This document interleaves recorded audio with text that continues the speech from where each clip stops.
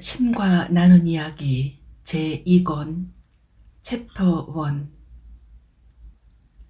와줘서 정말 고맙다. 여기 있어줘서 정말 고맙다. 여러분은 약속한 대로 정말로 이곳에 와줬다. 그렇게 하지 않을 수도 있었을 것이다. 그렇게 하지 않기로 결심할 수도 있었을 텐데 그 대신 여러분은 정해진 시간, 정해진 장소에 이곳에 있는 쪽을 택했다. 이 책이 지금 여러분 손에 들어가 있는 걸로 봐서 말이다. 그래서 나는 여러분에게 고마워하고 있다. 그런데 여러분이 아무 의식 없이 자신이 뭘 하고 있으며 왜 하고 있는지도 모르는 채로 이렇게 했다면 내가 하는 이야기가 이상하게 들릴 터이니 약간 설명을 하는 게 순서일 듯 싶다. 먼저 나는 이 책이 딱 맞는 때에 여러분 인생에 도착했다는 사실을 일깨워주고 싶다. 아마 지금은 이 말에 이해되지 않을 것이다. 하지만 이 책이 여러분을 위해 쌓아놓은 체험들을 끝낼 때쯤이면 여러분도 틀림없이 이 말을 이해하게 될 것이다. 모든 것은 완벽한 질서 속에서 일어난다. 그리고 여러분 삶에 이 책이 찾아온 건 역시 예외가 아니다. 여러분이 이 책에서 체험하게 되는 것은 아주 오랜 세월 동안 여러분이 찾아오고 갈구해 오던 것들이다. 여러분이 이 책에서 체험하게 되는 것은 여러분 인생에서 가장 최근에 이루어질 여러분과 신의 실제 만남이다. 이것은 하나의 만남이다. 그리고 그것은 진짜 실제 만남이다. 신은 이제부터 나를 통해 실제로 여러분과 이야기를 나눌 것이다. 2, 3년 전이라면 나도 이런 말을 하지 않았으리라. 그런데 내가 지금 이런 이야기를 하는 것은 나 자신이 이미 그런 대화를 나눴으며 따라서 그런 일이 가능하다는 걸 알기 때문이다. 그것은 가능할 뿐 아니라 항상 일어나는 일이다. 지금 이 자리에서 이런 일이 일어나고 있듯이 중요한 것은 지금 이 순간 이 책이 여러분 손에 있도록 만든 게 여러분이듯이 여러분 역시 이런 일을 일어나게 하는데 일조했다는 사실을 이해하는 것이다. 우리 모두가 우리 삶에서 일어나는 사건들을 창조하는 원인 제공자들이며 우리 모두가 단 하나뿐인 위대한 창조주와 함께 그런 사건들을 일으키는 개개의 환경들을 만들어내는 공동 창조자들이다. 여러분 덕분에 내가 처음으로 신과 이야기를 나눈 건 1992년에서 1993년의 일이다. 나는 화가 나서 왜 내 삶이 가히 투쟁과 실패의 기념비라 일컬을 정도가 되었느냐고 묻는 편지를 신에게 적고 있었다. 모든 것, 남녀 관계에서부터 직업, 자식들과의 관계, 건강에 이르기까지 정말 모든 것에서 나는 오로지 투쟁과 실패만을 경험하던 중이었다. 나는 편지에서 신에게 왜 그런지 알려달라고 또 내 삶이 제대로 굴러가려면 무엇이 필요한지 알려달라고 요구했다. 그런데 놀랍게도 신이 그 편지에 대답을 해준 것이다. 그 대답이 어떤 방식, 어떤 내용으로 이루어졌는가는 1995년 5월에 출간된 신과 나눈 이야기 1에 나와 있다. 아마 여러분도 그 책에 대한 이야기를 듣거나 혹은 그 책을 읽기까지 했을지도 모른다. 만일 그렇다면 여러분은 더 이상 이 책의 서론격인 이 부분을 읽을 필요가 없다. 하지만 여러분이 첫 번째 책을 잘 모른다면 나는 여러분에게 빠른 시일 안에 그 책을 만나보라고 권하고 싶다. 왜냐하면 1권은 이 모든 일이 어떻게 시작되었는지 보여줄 뿐 아니라 이 책에서는 언급하지 않은 우리 개인 삶에 대한 많은 질문들, 즉 돈, 사랑, 성행위, 신, 건강, 질병, 음식, 인간관계, 옳은 일 같은 우리 일상 체험의 여러 측면들에 훨씬 더 자세히 답하고 있기 때문이다. 내가 오늘날 신이 세상에 주길 원하는 한 가지 선물이 있다면 그건 1권에 있는 내용들일 것이다. 늘상 그러하듯이 네가 청하기도 전에 내가 대답해 주리라. 신은 이미 그렇게 해주셨다. 그래서 나는 여러분이 이 책을 읽고 난 후 혹은 이 책을 다 읽기 전이라도 읽고는 읽는 쪽을 선택하길 바란다. 그것은 완전히 선택의 문제다. 지금 이 순간 여러분을 이 책으로 데려온 것이 순전한 선택인 것과 꼭 마찬가지로 일권에서 설명되는 개념이다. 내가 뒤이은 내용에 대한 짧은 서문격으로 이 권의 이 부분을 적은 것은 1996년 3월의 일이다. 일권에서처럼 그 내용이 도착하는 과정은 지극히 단순했다. 나는 그냥 빈 종이철에 아무 질문이나 대개는 맨 먼저 머리에 떠오르는 질문을 적었다. 그러면 그 질문을 적는 것과 거의 동시에 그에 대한 대답이 내 머릿속에 떠올랐다. 마치 누군가가 내 귀에 속삭이기라도 하듯이 나는 받아쓰기를 하고 있었다. 안내문격인 이 몇 줄의 글을 제외하면 이 책에 들어있는 모든 자료는 1993년 봄부터 1년에 좀 더 되는 기간 동안 종이철에 옮겨진 글들이다. 이제 나는 이 책을 여러분에게 선물하고 싶다. 이 자료가 나에게서 나와서 나에게 주어졌듯이. 27페이지로 이어집니다. 오늘은 1993년 부활절인 일요일이다. 나는 지시받은 대로 이곳에 있다. 연필을 손에 쥐고 종이철을 앞에 놓고 시작할 준비를 갖춘 채 나는 여기에 있다.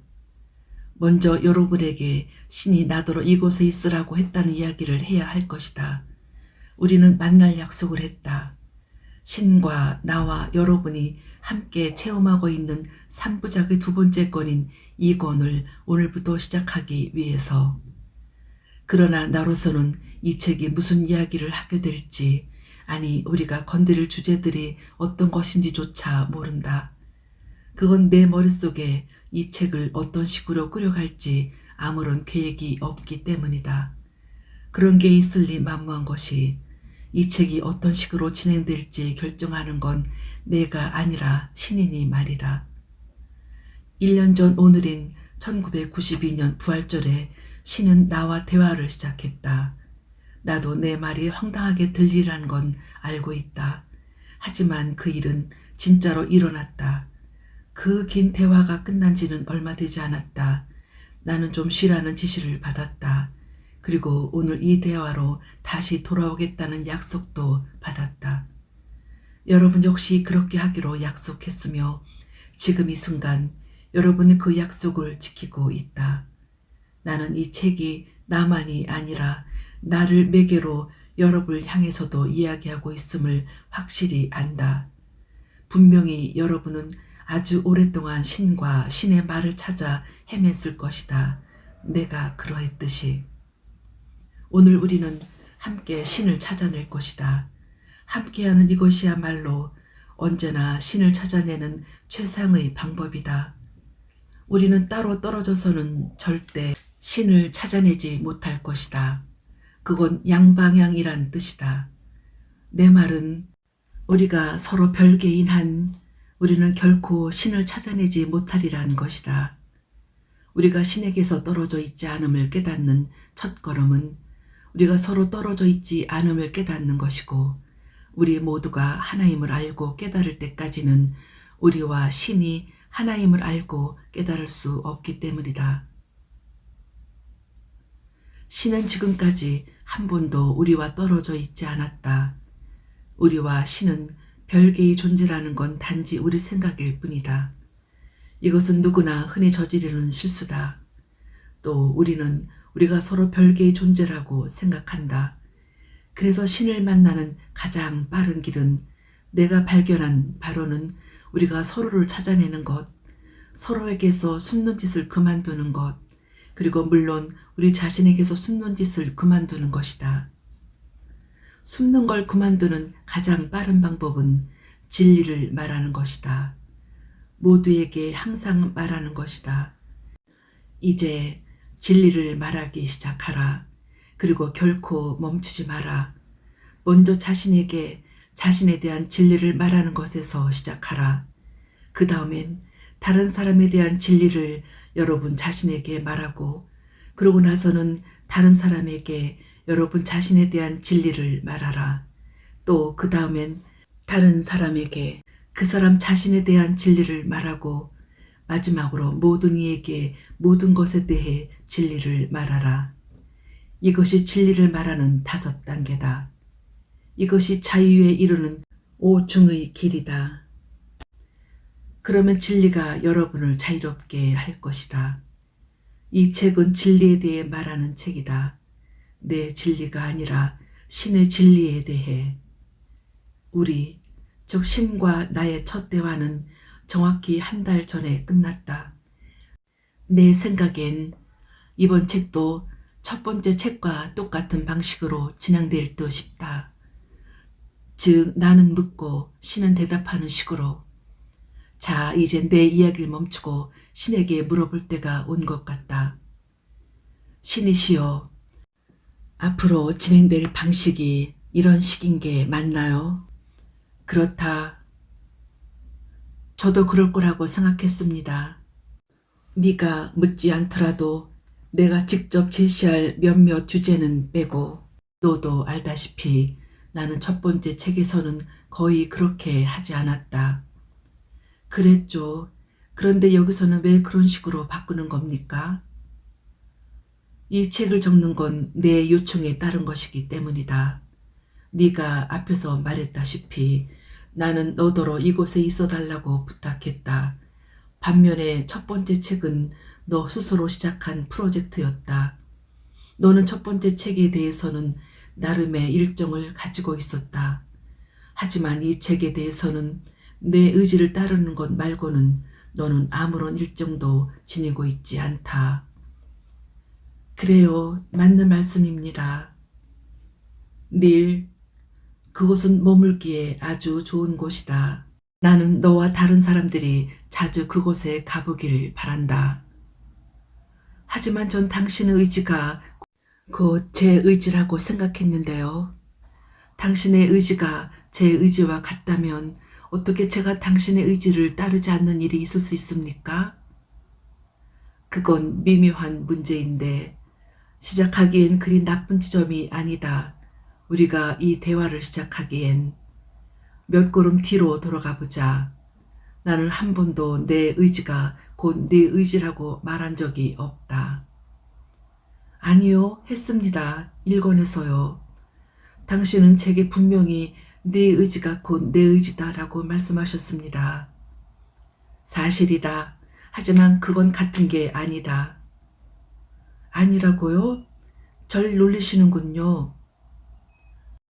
내가 내 의지가 곧 내 의지라고 할 때 그건 내 의지가 곧 내 의지라는 것과 같은 뜻이 아니다. 만일 네가 항상 내 의지대로 행동한다면 네가 깨이침을 얻기 위해 할 일은 더 이상 없을 것이다. 그 과정은 끝날 것이며 너는 이미 그곳에 있을 것이다. 내 의지 외에는 어떤 다른 일도 하지 않는 날이 올 때 너는 깨달음의 경지에 이를 것이다.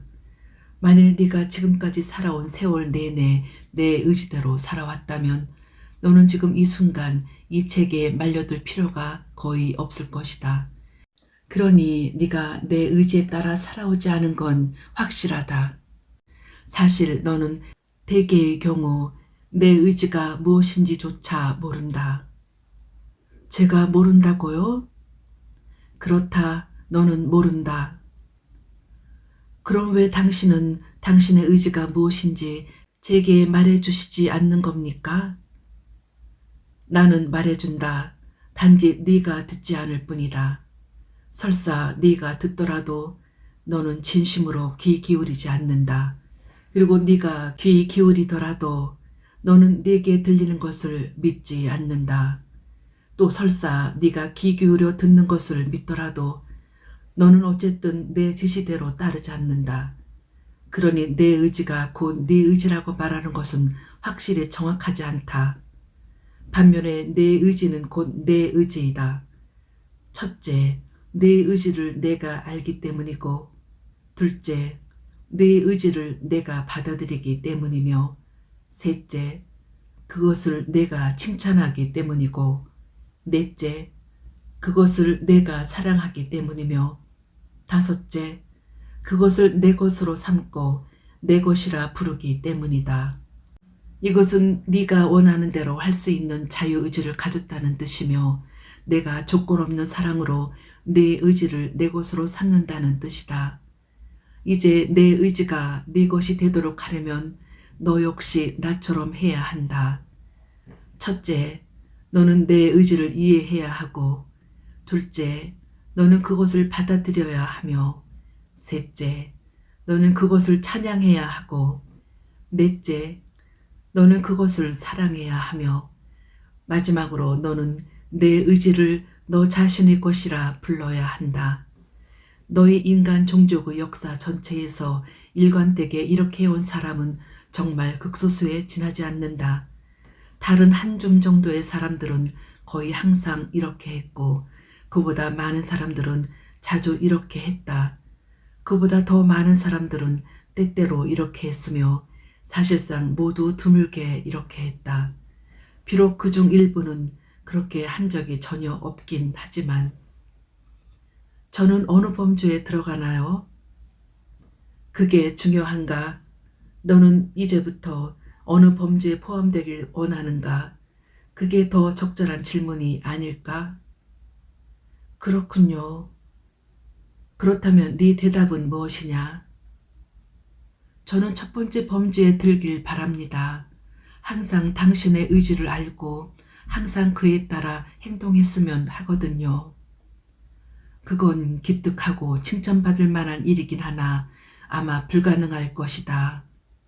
왜요? 네가 자신을 그런 것으로 내세울 수 있으려면 그 전에 엄청 많이 성장해야 하기 때문이다. 하지만 내게 말하노니, 네가 그렇게 하기로 선택한다면 지금 이 순간에도 너는 얼마든지 자신을 그렇게 내세울 수 있으며 신성으로 옮겨갈 수 있다. 성장하는 데 그렇게 많은 시간이 필요한 건 아니다. 그렇다면 지금까지는 왜 그렇게 많은 시간이 걸렸습니까? 그러게, 왜 그랬느냐? 너는 뭘 기다리고 있느냐? 혹시 너를 붙들고 늘어지는 게 나라고 믿는 건 아니냐? 아닙니다. 저 자신을 붙들고 늘어지는 건 바로 저라는 걸 명확히 압니다. 좋다. 명확함이야말로 깨달음으로 가는 첫걸음이다. 저는 깨달음을 얻고 싶습니다. 어떻게 해야 그렇게 될 수 있습니까? 이 책을 계속 읽어라. 이것이 바로 내가 너를 데려가고 있는 지점이다.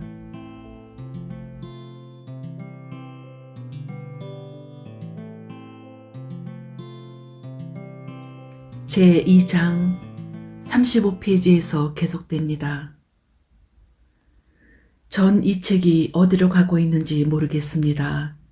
어디서 시작해야 할지 모르겠어요. 시간을 잡도록 하자. 얼마나 많은 시간이 더 필요합니까? 이 책의 첫 장에서 여기까지 오는데 이미 5달이나 걸렸습니다.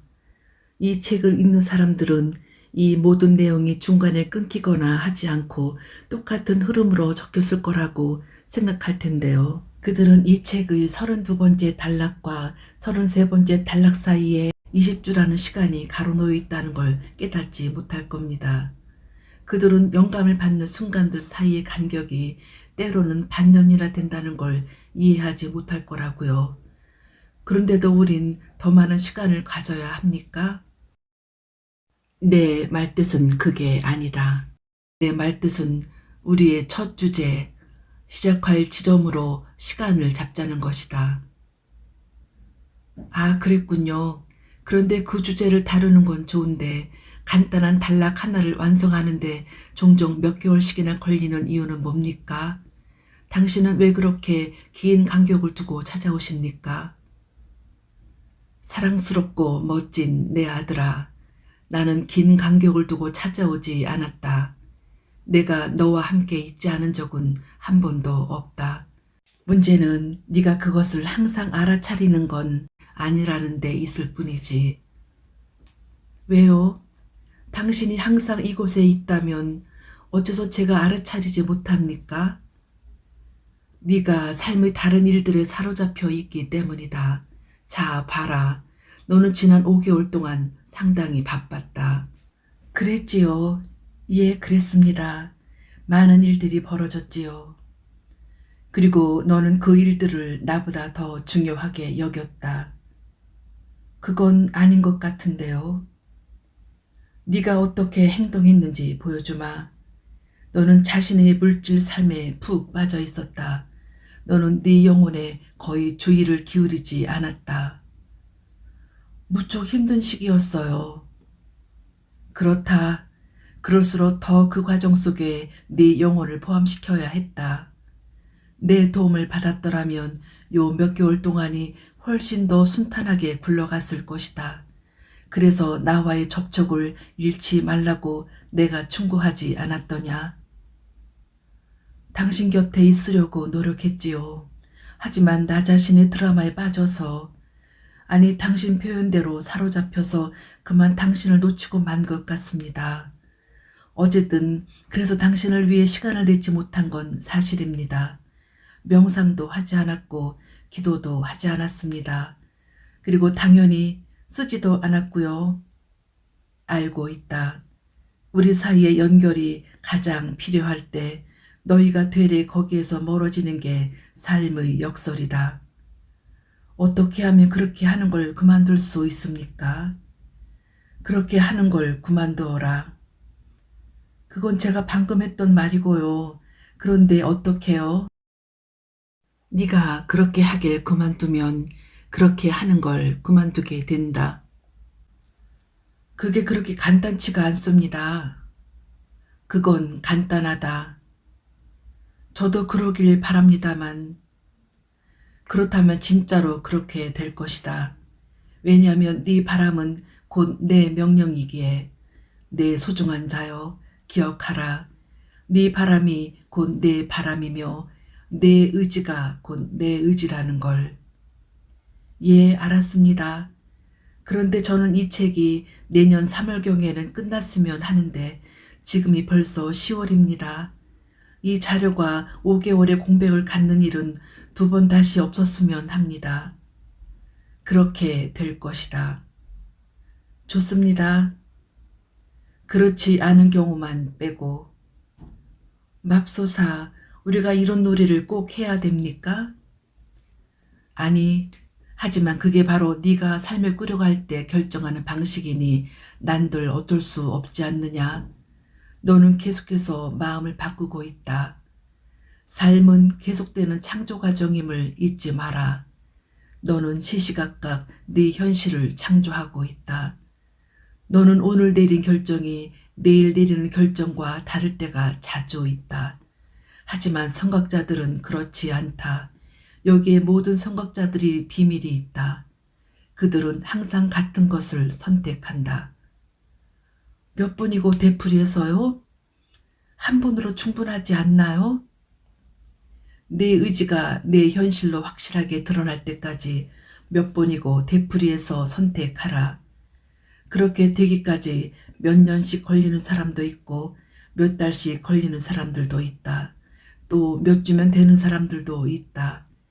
깨달음에 근접한 사람이라면 며칠이나 몇 시간 혹은 몇 분밖에 걸리지 않을 것이다. 그러나 선각자들에게 창조는 즉석에서 이루어진다. 의지와 체험 사이의 간격이 줄어가는 것을 볼 때 너는 자신이 깨달음의 길로 가는 중임을 알 것이다. 너는 오늘 내린 결정이 내일 내리는 결정과 다를 때가 자주 있다고 하셨는데 그게 어떻다는 겁니까? 당신 말씀은 우리가 마음을 바꿔서는 안 된다는 뜻입니까? 원한다면 언제든지 마음을 바꿔라. 하지만 마음이 한번 바뀔 때마다 우주 전체의 방향 역시 바뀐다는 사실을 잊지 마라. 네가 어떤 것에 대해 마음을 정할 때 너는 그에 맞추어 우주를 작동시키고 있다. 너희가 이제서야 겨우 이해하기 시작한 복잡한 역학들로 이루어지는 그 과정 속에는 너희의 이해 능력을 넘어서는 힘들, 너희가 상상할 수 있는 것보다 훨씬 더 미묘하고 복잡한 힘들이 개입된다. 이 힘들과 이 과정 모두가 소위 삶이라는 존재 전체를 구성하는 에너지들이 상호작용하여 짜낸 경이로운 옷감의 일부다. 그것들의 본질은 나다. 그렇다면 제가 마음을 바꾸면 그게 당신을 곤란하게 한다는 뜻입니까? 그런 건가요? 나에게는 어떤 것도 곤란하지 않다.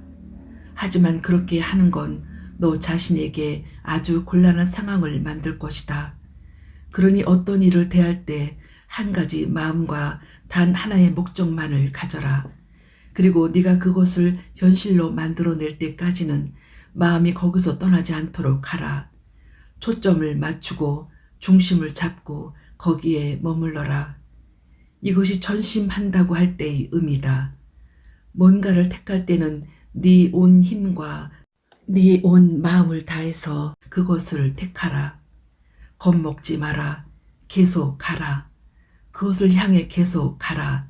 단호하게. 아니란 말을 하지 마라. 바로 맞췄다.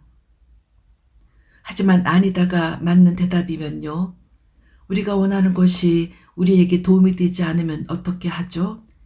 우리 자신이 선을 위한 것이 아니고 우리에게 가장 이로운 게 아니면요. 그러면 당신은 그걸 우리에게 주시지 않을 거죠? 그렇죠? 틀렸다. 나는 너희가 불러내는 것이면 무엇이든 줄 것이다. 그것이 너희에게 좋은 것이든 나쁜 것이든 상관없이. 너는 최근에 네 삶을 살펴본 적이 있느냐? 하지만 저는 바라는 걸 항상 가질 수는 없다고 배웠습니다. 그것이 우리의 최고 선을 위한 게 아니라면 신은 우리에게 주시지 않을 거라고요. 그건 사람들이 네가 어떤 결과를 놓고 실망하지 않기를 바랄 때 네게 해주는 말이다. 먼저 우리 관계를 다시 한번 명확히 해보자. 나는 네게 아무것도 주지 않는다. 그것을 불러내는 건 너다. 나는 일권에서 네가 어떤 식으로 이렇게 하는지 꽤 자세히 설명했다. 둘째로, 나는 너희가 불러내는 것에 대해 판단하지 않는다. 나는 어떤 것을 좋다거나 나쁘다고 말하지 않는다. 너희도 그렇게 하지 않는 게 좋을 것이다. 너희는 신의 형상대로 신과 닮은 꼴로 만들어진 창조하는 존재다. 너희는 선택하는 것 모두를 가질 수도 있지만 원하는 걸 전혀 갖지 못할 수도 있다. 사실 너희가 충분히 그릇된 방식으로 원한다면 너희는 원하는 어떤 것도 갖지 못할 것이다. 저도 압니다. 그 점에 대해서도 일권에서 설명하셨습니다. 어떤 것을 원하는 행동이 오히려 그것을 우리에게서 밀쳐낸다고 하셨지요. 그렇다. 그럼 너는 그 이유도 기억하고 있느냐? 생각에는 창조하는 힘이 있어서 뭔가가 모자란다는 생각이 우주를 향해 보내는 진술, 즉 진리 선언이 되기 때문이지요. 그러고 나면 우주는 그것을 우리 현실로 만들어내기 때문이고요. 맞다. 정확하다. 너는 배웠구나. 이해했어. 훌륭하다. 그렇다. 그것이 바로 우주가 작동하는 방식이다. 네가 뭔가를 원한다고 말하는 순간 우주는 정말 그렇군이라고 하면서 네게 바로 그 체험, 그것이 모자라는 체험을 준다. 나는이란 말 뒤에 오는 것이 무엇이든 그것은 곧 네 창조 명령이다. 호리병 속의 요정인 나는은 오로지 복종하기 위해서만 존재한다. 나는 네가 불러내는 것을 만들어낸다. 그리고 네가 불러내는 건 네가 생각하고 느끼고 말하는 바 그대로다. 그것은 이처럼 간단하다. 그렇다면 다시 한번 말씀해 주십시오. 제가 선택한 현실을 창조하는데 왜 그렇게 많은 시간이 필요합니까? 몇 가지 이유가 있다. 너는 네가 선택한 것을 가질 수 있다는 사실을 믿지 못한다. 또 너는 무엇을 선택해야 할지 모른다. 그리고 너는 계속해서 무엇이 내게 최선인지 알아내려 한다. 또 너는 내 모든 선택이 좋은 것이길 미리 보장받고 싶어 한다. 게다가 너는 계속해서 마음을 바꾼다. 제가 이해할 수 있게 해주십시오. 어떤 게 제게 최선인지 알아내려 하면 안 되나요? 최선이란 건 오만 가지 변수에 좌우되는 상대적인 용어다. 이건 선택을 대단히 어렵게 만든다. 어떤 판단을 내릴 때는 오직 한 가지만 고려하면 된다. 이것이 내가 누구인지를 진술하는지, 이것이 내가 되고자 선택하는 존재를 선언하는지만, 삶 전체가 그런 선언이 되어야 한다. 사실 삶의 모든 것이 그러하다. 너는 그런 선언을 우연히 할 수도 있고 네 선택으로 할 수도 있다. 선택으로 사는 삶은 의식하는 행동으로 사는 삶이다. 우연으로 사는 삶은 의식 없는 반응으로 사는 삶이다. 반응이란 단어 그대로 너희가 이전에 취했던 행동이다. 다시 행동할 때 너희는 들어오는 자료를 평가하고 같거나 거의 비슷한 체험을 찾기 위해 너희의 기억 은행을 뒤지고 그런 다음 이전에 했던 식으로 행동한다. 이 모든 일을 하는 주체는 너희 영혼이 아닌 정신이다. 하지만 너희가 어떻게 해야 지금 이 순간 자신을 진실로 순수하게 체험할 수 있을지 알아보려 했다면 너희 영혼은 너희더러 자신의 기억을 찾아보게 시켰으리라. 이것이 너희가 그토록 자주 들어왔던 자기 찾기라는 체험이다. 하지만 이렇게 하려면 너희는 말 그대로 정신이 나가야 한다. 무엇이 자신에게 최선인지 알아내려고 시간을 들이는 동안 너희는 말 그대로 시간을 소비하는 짓을 하고 있다. 쓸데없이 자신의 시간을 소비하기보다는 절약하는 편이 나을 것이다. 정신이 나가면 엄청나게 시간을 절약할 수 있다. 너희 영혼은 과거의 만남들을 검토하고 분석하고 비판하는 일 없이 현재의 체험으로만 창조하기 때문에 결정은 쉽게 이루어지고 선택은 빠르게 현실화된다. 이 점을 기억하라. 영혼은 창조하고 정신은 반응한다. 영혼은 자신의 지혜로 너희가 그것을 의식적으로 알아차리기도 전에 지금 순간에 겪는 체험이 신이 너희에게 보내준 체험임을 알고 있다. 미리 보내진 체험이라고 할 때의 의미가 바로 이것이다. 너희가 그것을 찾고 있는 동안에도 그것은 벌써 너희에게 가고 있다. 왜냐하면 너희가 청하기도 전에 내가 대답해 주리라고 말했기에. 모든 지금 순간은 신이 주는 영광스러운 선물이다. 그것을 선물이라 부르는 건 이 때문이다. 영혼은 참된 자신에 대한 잘못된 생각을 치유하고 참된 자신에 걸맞은 체험을 너희에게 가져다 주기 위해 지금 필요한 완벽한 상황과 환경을 본능적으로 추구한다. 영혼의 바람은 너희가 신에게 되돌아가게 하는 것, 너희에게 나를 절실히 느끼게 하는 것이다. 영혼이 의도하는 바는 자신을 체험으로 알고 따라서 나를 아는 것이다. 영혼은 너희와 내가 하나임을 이해하기 때문이다. 정신이 이 진리를 부정하고 몸이 이 부정을 행동으로 옮긴다 할지라도 그러므로 위대한 결정을 내려야 할 순간이라면 정신에서 벗어나 대신 자기 찾기를 하라. 영혼은 정신이 생각해낼 수 없는 것을 알고 있다. 너희가 무엇이 자신에게 최선인지 알아내려고 애쓰면서 시간을 소비할 때 그 선택은 조심스러울 것이고 그 결정에는 영원한 시간이 걸릴 것이며 그 여행은 기대의 바다 위에서 시작될 것이다. 그러니 조심하지 않으면 너희는 자신의 기대 속에 빠지고 말 것이다. 휴, 굉장한 대답이군요. 그런데 어떻게 해야 제 영혼이 말을 들을 수 있습니까? 어떻게 해야 제가 듣고 있음을 알 수 있을까요? 영혼은 느낌으로 말한다. 내 느낌에 귀를 기울이고 내 느낌대로 따르며 내 느낌을 존중하라. 왜 제게는 느낌을 존중하는 게 흡사 애당초 말썽을 일으킬 상황에 자신을 빠뜨리는 것처럼 여겨지는 걸까요? 너희가 성장은 말썽이고 가만히 있는 건 안정이라고 이름 붙였기 때문이다. 하지만 너희에게 이르노니 느낌은 결코 너희를 말썽에 빠뜨리지 않을 것이다. 너희의 느낌은 너희의 진실이기에. 만일 네가 절대 느낌을 따르지 않는 삶, 모든 느낌을 정신이라는 여과장치로 걸러내는 삶을 살고 싶다면 그렇게 하라. 정신이 하는 상황 분석에 따라 네 판단들을 내려라.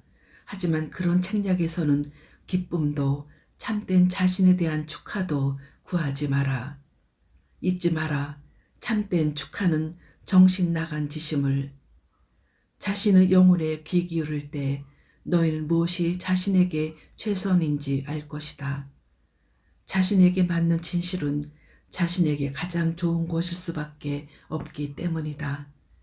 자신에게 진실인 것만을 따라 행동할 때 너희는 너희의 길을 따라 빠른 속도로 달리는 중이고 과거의 진실에 근거한 체험에 따라 반응하지 않고 지금의 진실에 근거한 체험을 창조할 때 너희는 새로운 자신을 만들어내는 중이다. 네가 선택한 현실을 창조하는데 왜 그렇게 많은 시간이 걸리느냐고? 그것은 네가 자신의 진실에 따라 살아오지 않았기 때문이다. 진리를 깨달아라. 그러면 진리가 너를 자유롭게 하리니. 그런데 일단 내 진실을 깨닫고 나면 그걸 두고 마음을 자주 바꾸지 않도록 하라. 이렇게 되는 건 네 정신이 무엇이 최선인지 알아내려고 애쓰기 때문이다. 그렇게 하는 걸 그만둬라. 정신에서 벗어나라. 네 감각으로 되돌아가라. 분별력을 되찾아라고 할 때의 의미가 바로 이것이다. 이것은 네가 어떻게 생각하는가가 아니라 어떻게 느끼는가로 되돌아가는 것이다. 내 생각은 말 그대로 생각일 뿐이고 정신의 구조물, 네 정신이 만들어낸 창조물일 뿐이다. 하지만 네 감각이라면 그것은 지금 이 순간 실제하는 것이다. 감각은 영혼의 언어이고 내 영혼은 내 진실이다. 자, 이제 그 모든 게 아귀가 딱딱 들어맞지 않느냐? 당신 말씀은 부정적이고 파괴적인 느낌들까지도 표현해야 한다는 뜻인가요? 느낌은 부정적이지도 파괴적이지도 않다. 그건 그냥 진실일 뿐이다. 중요한 것은 너희가 자신의 진실을 어떻게 표현하는가 이다. 너희가 자신의 진실을 사랑으로 표현할 때 부정적이고 위험한 결과들은 거의 일어나지 않는다. 행여 그런 결과들이 일어난다면 그것은 대개 다른 누군가가 부정적이거나 위험한 방식으로 너희의 진실을 체험하려 하기 때문이다. 그런 경우라면 너희로서는 그런 결말을 피할 방도가 별로 없을 것이다. 자신의 진실을 표현하지 못하는 건 분명히 그다지 적절한 일이 아니다. 그럼에도 사람들은 항상 이렇게 한다. 그들은 불쾌한 일을 일으키거나 그런 것에 직면할까봐 무척 두려워한다. 그래서 그들은 자신의 진실을 철저히 감춘다. 잊지 마라. 메시지를 얼마나 잘 받는가는 메시지를 얼마나 잘 보내는가만큼 중요하지 않다. 다른 사람이 내 진실을 얼마나 잘 받아들이는지는 내 책임이 아니다. 너는 단지 그것이 얼마나 잘 전달되는지만 보장할 수 있다. 여기서 얼마나 잘이라는 게 단지 얼마나 명확하게란 뜻만은 아니다. 거기에는 얼마나 사랑으로, 얼마나 자비롭게, 얼마나 예민하게, 얼마나 용기 있게, 얼마나 완벽하게란 뜻이 들어있다. 여기에는 반만의 진실이라든가 잔혹한 진실 혹은 평이한 진실조차 들어설 여지가 없다. 여기에 존재하는 건 하늘이 너를 굽어 살피사 진실과 진실 자체와 오직 진실뿐이다. 사랑과 자비라는 신성들을 들여오는 게 하늘이 너를 굽어 살피는 대목이다. 왜냐하면 너희가 청한다면 나는 언제나 너희가 이런 식으로 교류하게끔 도울 것이기에. 그렇다. 소위 가장 부정적인 느낌들까지 표현하라. 하지만 파괴적으로 하지는 마라. 부정적인 느낌들을 표현하지 않으면 그것들을 사라지게 만들 수 없다. 그렇게 되면 그 느낌들을 가두게 된다. 갇힌 부정은 몸을 해치고 영혼에 짐을 지운다. 하지만 어떤 사람에 대해 품고 있는 부정적인 생각들을 그 사람이 몽땅 듣는다면 그런 생각들이 아무리 애정을 가지고 전달되더라도 그건 그 사람과의 관계에 영향을 미칠 겁니다. 나는 네 부정적인 느낌들을 표현하라, 밀어내라, 제거하라고 했지 어떻게 혹은 누구에게 하라고 말하지는 않았다. 모든 부정을 그런 느낌을 주는 사람과 함께 해야 하는 건 아니다. 이런 느낌들을 그 사람에게 전달할 필요가 있을 때는 그렇게 하지 않으면 네 순수성이 손상되거나 다른 사람이 거짓을 믿게 되는 경우뿐이다. 부정은 설사 그 순간에는 그것이 내 진리처럼 보이더라도 결코 궁극의 진리를 나타내는 표지가 아니다. 그것은 치유되지 않는 네 부분에서 생긴 것일 수 있다. 아니, 사실 그것은 항상 그렇다. 이 부정들을 밀어내고 그것들을 풀어놓은 게 그토록 중요한 이유가 여기에 있다. 그것들을 풀어놓을 때, 즉 그것들을 밖으로 밀어내어 네 앞에 놓을 때야 비로소 너는 자신이 정말로 그것들을 믿는지 판단할 수 있을 만큼 충분히 명확하게 그것들을 볼 수 있다. 어떤 추한 것이라도 일단 말로 표현되고 나면 너는 그것이 더 이상 진실하게 느껴지지 않는다는 사실만을 발견할 것이다. 두려움에서 분노에 이르기까지 표현된 모든 느낌에서 너는 그것들이 일단 표현되고 나면 그것들은 더 이상 네가 진실로 어떻게 느끼는지를 드러내지 않는다는 사실만을 발견한다. 이런 식으로 느낌은 농간을 부릴 수 있다. 느낌은 영혼의 언어이긴 하지만 그것이 네 마음이 만들어낸 어떤 모조품은 아닌지 네가 과연 자신의 참된 느낌에 귀 기울이고 있는지 확인할 필요가 있다. 맙소사, 그래서 이젠 제 느낌조차 믿을 수 없게 됐군요. 전 그게 진리에 이르는 길이라고 생각했다고요. 당신이 제게 가르쳐준 게 바로 이거라고요. 사실이다. 나는 지금도 그렇게 말한다. 하지만 그건 지금 네가 이해하는 것보다 훨씬 더 복잡하니 잘 들어야 한다. 어떤 느낌들은 참된 느낌들, 즉 영혼에서 태어난 느낌들이지만 어떤 느낌들은 모조 느낌들이다. 이것들은 너희 정신 속에서 만들어진 느낌들이다. 달리 말해 그것들은 전혀 느낌이 아니다. 그것들은 생각이다. 느낌으로 변장한 생각들. 이런 생각들은 너희의 이전 체험과 너희가 남들을 관찰한 체험에서 나온다. 누가 이빨을 뽑을 때 얼굴을 찡그리는 걸 보고 나면 너희도 이빨을 뽑을 때 얼굴을 찡그린다. 아직 건드리지도 않았는데 어쨌든 얼굴을 찡그린다. 너희의 이런 반응은 현실과는 무관하다. 단지 남들의 체험이나 예전에 너희에게 일어난 일에 근거해서 너희가 현실을 지각하는 방식과 관련된 것일 뿐이다. 인간 존재로서 겪는 가장 위대한 도전은 지금 여기가 되는 것, 상황을 꾸며내길 그만두는 것이다. 지금 순간 너희가 그것에 대해 생각하기도 전에 자신에게 보낸 순간에 대해 생각하길 그만두어라. 그 순간 속에 있어라. 기억하라. 너희는 이 순간을 엄청난 진실의 씨앗을 품고 있는 그 순간을 하나의 선물로 자신에게 보냈다는 걸 너희가 기억해내고 싶어하던 진실이 바로 이것이다. 그런데도 그 순간이 도착하면 너희는 당장 그것에 대해 생각하기 시작한다. 그 순간 속에 있는 대신 너희는 그 순간 밖에 서서 그것을 판단하곤 한다. 그러고 나서 너희는 다시 반응한다. 다시 말해 너희는 예전에 했던 식으로 행동한다. 이제 이 두 단어를 잘 살펴보라. 리액티브, 반응하는, 크리에이티브, 창조하는. 이 둘은 같은 단어다.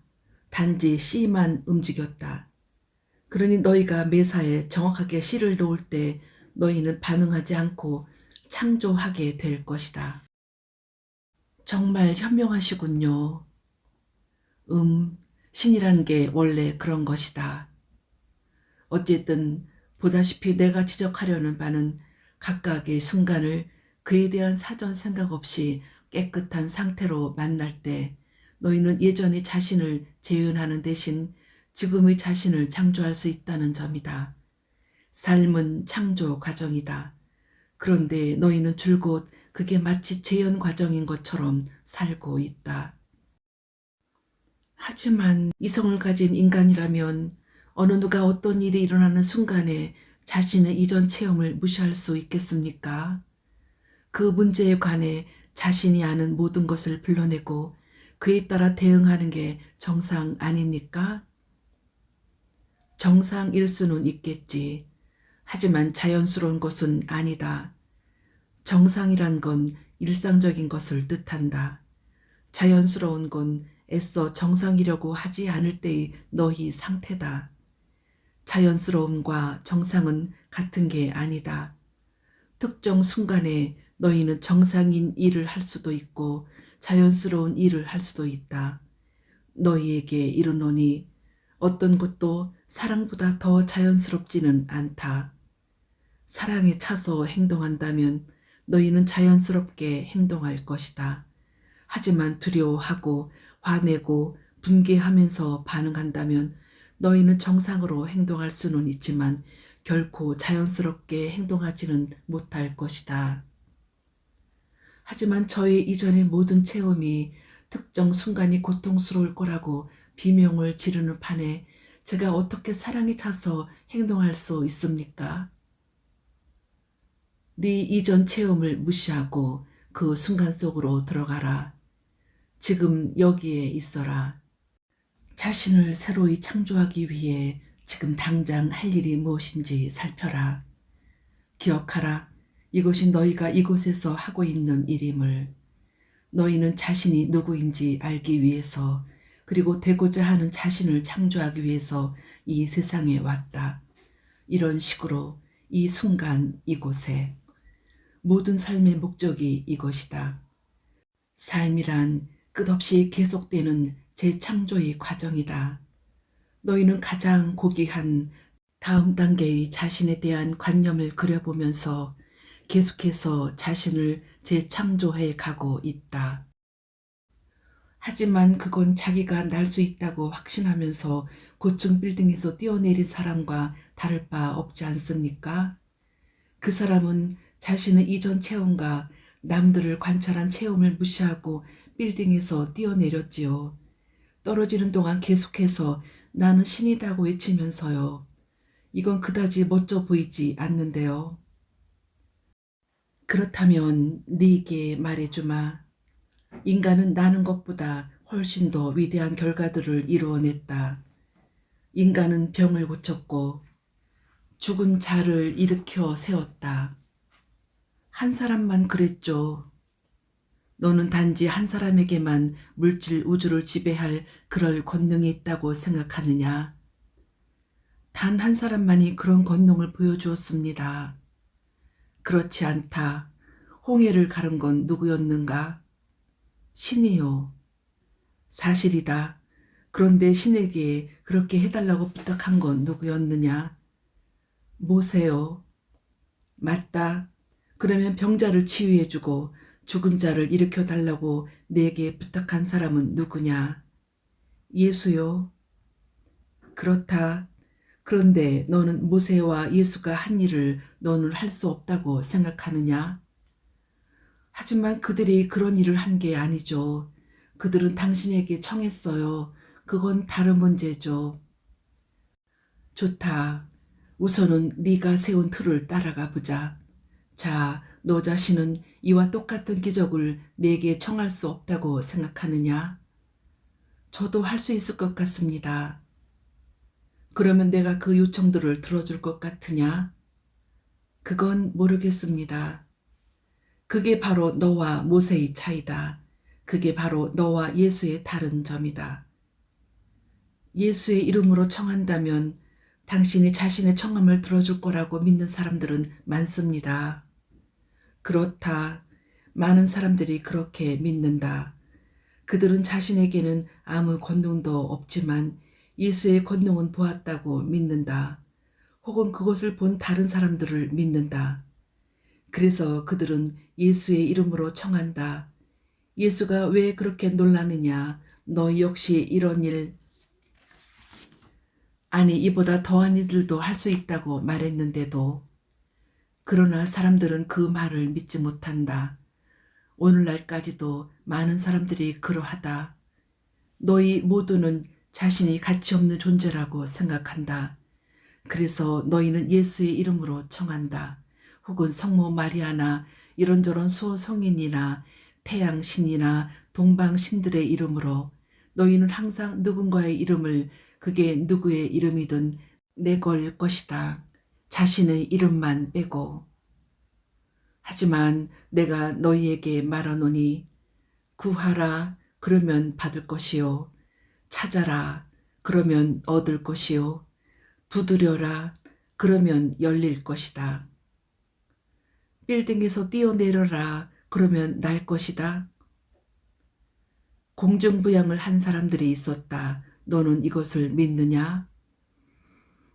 저도 들은 적이 있습니다. 그리고 벽을 걸어서 통과한 사람들도 있고 자기 몸을 벗어난 사람들까지 있다. 그래요, 그래요. 하지만 저는 벽을 걸어서 통과한 사람을 실제로 본 적은 없다고요. 게다가 누구더러 그렇게 해보라고 하지도 않지요. 또 저는 우리가 빌딩에서 뛰어내려야 한다고 생각하지도 않습니다. 그건 아마 당신 건강에도 그리 좋지 않을 겁니다. 그 사람이 떨어져 죽은 건 그가 날 수 없었기 때문이 아니다. 올바른 존재 상태였다면 그는 날 수 있었다. 하지만 그는 자신을 너희와 다른 존재로 과시하고자 했기에 결국 신성을 드러낼 수 없었던 것이다.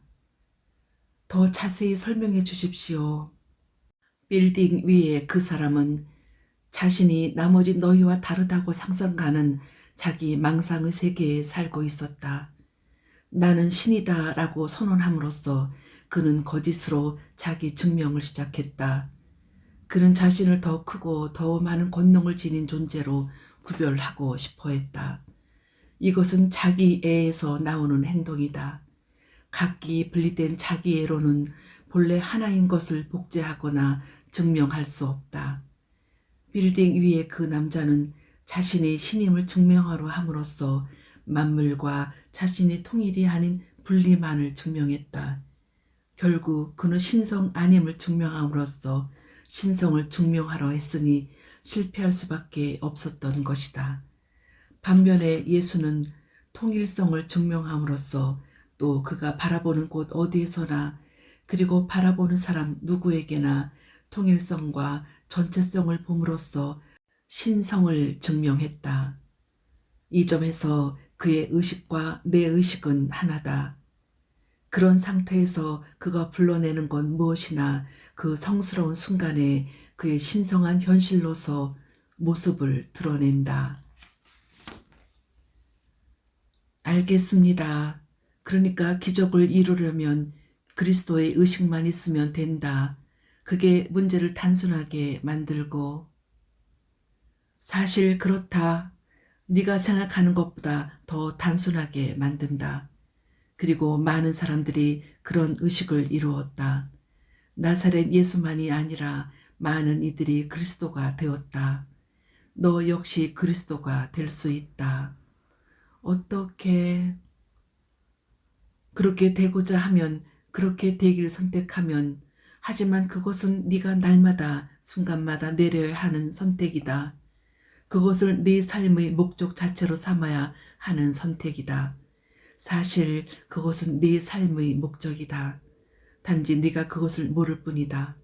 하지만 네가 그것을 안다 해도 네가 자신이 바로 그 절묘한 존재 이유를 기억해낸다 해도 네가 왔던 그곳에 이를 방법을 알게 될 것 같지는 않구나. 그렇습니다. 바로 그겁니다. 어떻게 해야 지금 있는 곳에서 제가 원하는 곳으로 갈 수 있나요? 네게 다시 말해주겠다. 구하라. 그러면 받을 것이요. 두드려라. 그러면 열릴 것이다. 저는 35년 동안 구하고 두드려 왔습니다. 제가 그런 식의 설교를 지겨워해도 용서해 주시겠지요? 환멸을 느낄 만큼은 아니란 말이지.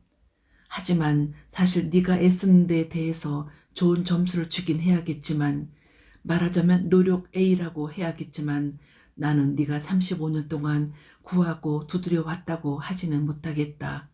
그 말에 동의하진 못하겠다. 네가 구하고 두드리는 걸 35년 동안 했다 말았다 했다는 데는 대개는 말았다 쪽이지만 동의해 줄 수 있지만 이전에 네가 아주 어렸을 때는 너는 문제거리가 생겼을 때라야 뭔가가 필요할 때라야 내게 왔다. 나이 들어 성숙해지자 너는 그게 신과 맺는 올바른 관계가 아닐성 싶다는 사실을 깨닫고 좀 더 의미 있는 것을 창조하려 했다. 하지만 그 경우에도 나는 대개 소일거리일 뿐이었다.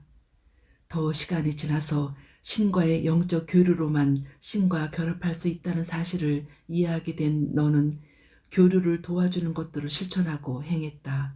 하지만 너는 이것들조차 산발적이고 일관성 없이 시도하곤 했다. 너는 명상에 잠겼고 의식을 거행했으며 기도와 찬송으로 나를 불러냈고 네 속에 있는 내 영혼을 깨웠다. 하지만 네 마음에 들 때만 네가 영감을 느낄 때만 그렇게 했다. 이런 식이라도 나에 대한 네 체험이 영광스러운 건 사실이지만 그럼에도 너는 네 삶의 95%를 분리의 환상에 사로잡혀 보냈다. 궁극의 실체에 대한 깨달음으로 깜박이는 순간들을 간신히 여기저기에 가지면서 너는 지금도 여전히 차 수리와 전화요금 청구서와 네가 인간관계들에서 원하는 것들에 헌신하는 걸 삶이라 생각한다. 즉 너는 자신이 창조한 드라마의 창조자가 아니라 그 드라마에 헌신하는 것을 삶이라 생각한다. 자신이 계속해서 드라마를 창조해내는 까닭을 깨달아야 하는데도 너는 그 드라마를 연기해내느라 너무 바쁘다. 너는 삶의 의미를 깨닫고 있다고 말한다. 하지만 너는 네 깨달음대로 살지 않는다. 너는 신과 교류하는 방법을 알고 있다고 말한다. 하지만 너는 그 방법대로 하지 않는다. 너는 자신이 그 길에 서 있다고 주장한다. 하지만 너는 그 길을 따라 걷지 않는다. 그러고 나서는 내게와 자신이 35년 동안 줄곧 구하고 두드려 왔노라고 말한다. 나도 네 환상을 깨뜨리긴 싫지만 이제 내게 환멸을 느끼는 건 그만두고 자신을 있는 그대로 보기 시작할 때가 왔다. 자, 내가 말해주마. 그리스도가 되고 싶은가? 날마다 순간마다 그리스도처럼 행동하라. 너는 방법을 모르는 게 아니다. 그가 네게 그 방법을 보여주었다. 어떤 상황에서도 그리스도처럼 되라. 너는 할 수 없는 게 아니다. 그가 네게 가르침들을 남겼다. 네가 그것을 구하려고만 하면 너는 이 점에서 얼마든지 도움을 받을 수 있다. 내가 날마다 순간마다 네게 지침들을 주고 있으니 나는 네게 어느 쪽으로 돌아야 하는지 어느 길을 택해야 하는지 어떤 대답을 해야 하는지 돌려야 할 방향과 가야 할 길과 해야 할 대답과 해야 할 행동과 해야 할 말들, 즉 네가 진실로 나와 교류하고 결합하려고만 하면 어떤 현실을 창조해야 할지를 알려주는 작고 조용한 내면의 소리다. 그냥 내게 귀 기울이기만 하라. 전 그렇게 하는 방법을 모르는 것 같은데요. 천만에 지금 이 순간에도 넌 그렇게 하고 있다. 다만 이제부터는 항상 그렇게 하라. 그렇다고 항상 노란 종이철을 끼고 다닐 수는 없지요. 모든 걸 그만두고 당신에게 편지 쓰는 일만 할 수는 없지 않습니까? 당신이 그 멋진 대답들을 가지고 그 자리에 있길 바라면서요. 고맙다. 그 대답들이 멋지다니. 그런데 여기 또 하나 멋진 대답이 있다. 아니다. 넌 할 수 있다. 내 말뜻은 만일 누군가가 네게 신과 직접 연결될 수 있다고, 즉 직접적인 연결고리와 직접적인 연결선을 가질 수 있다고 하면서 네가 해야 할 일이라고 해봐야 잊지 말고 종이와 연필을 항상 곁에 두는 것뿐이라고 한다면 너는 그렇게 하겠느냐? 물론 그렇게 하죠. 그런데 너는 방금 그렇게 하지 않겠다고 말했다. 아니, 할 수 없다고. 그렇다면 어찌 된 일이냐? 너는 뭘 말하고 있는 거냐? 어느 쪽이 네 진실이냐? 그런데 이제 좋은 소식은 네게 종이철과 펜조차 필요하지 않다는 것이다. 나는 언제나 함께 있다. 나는 펜 속에 살지 않는다. 나는 네 속에 산다. 그게 정말이죠?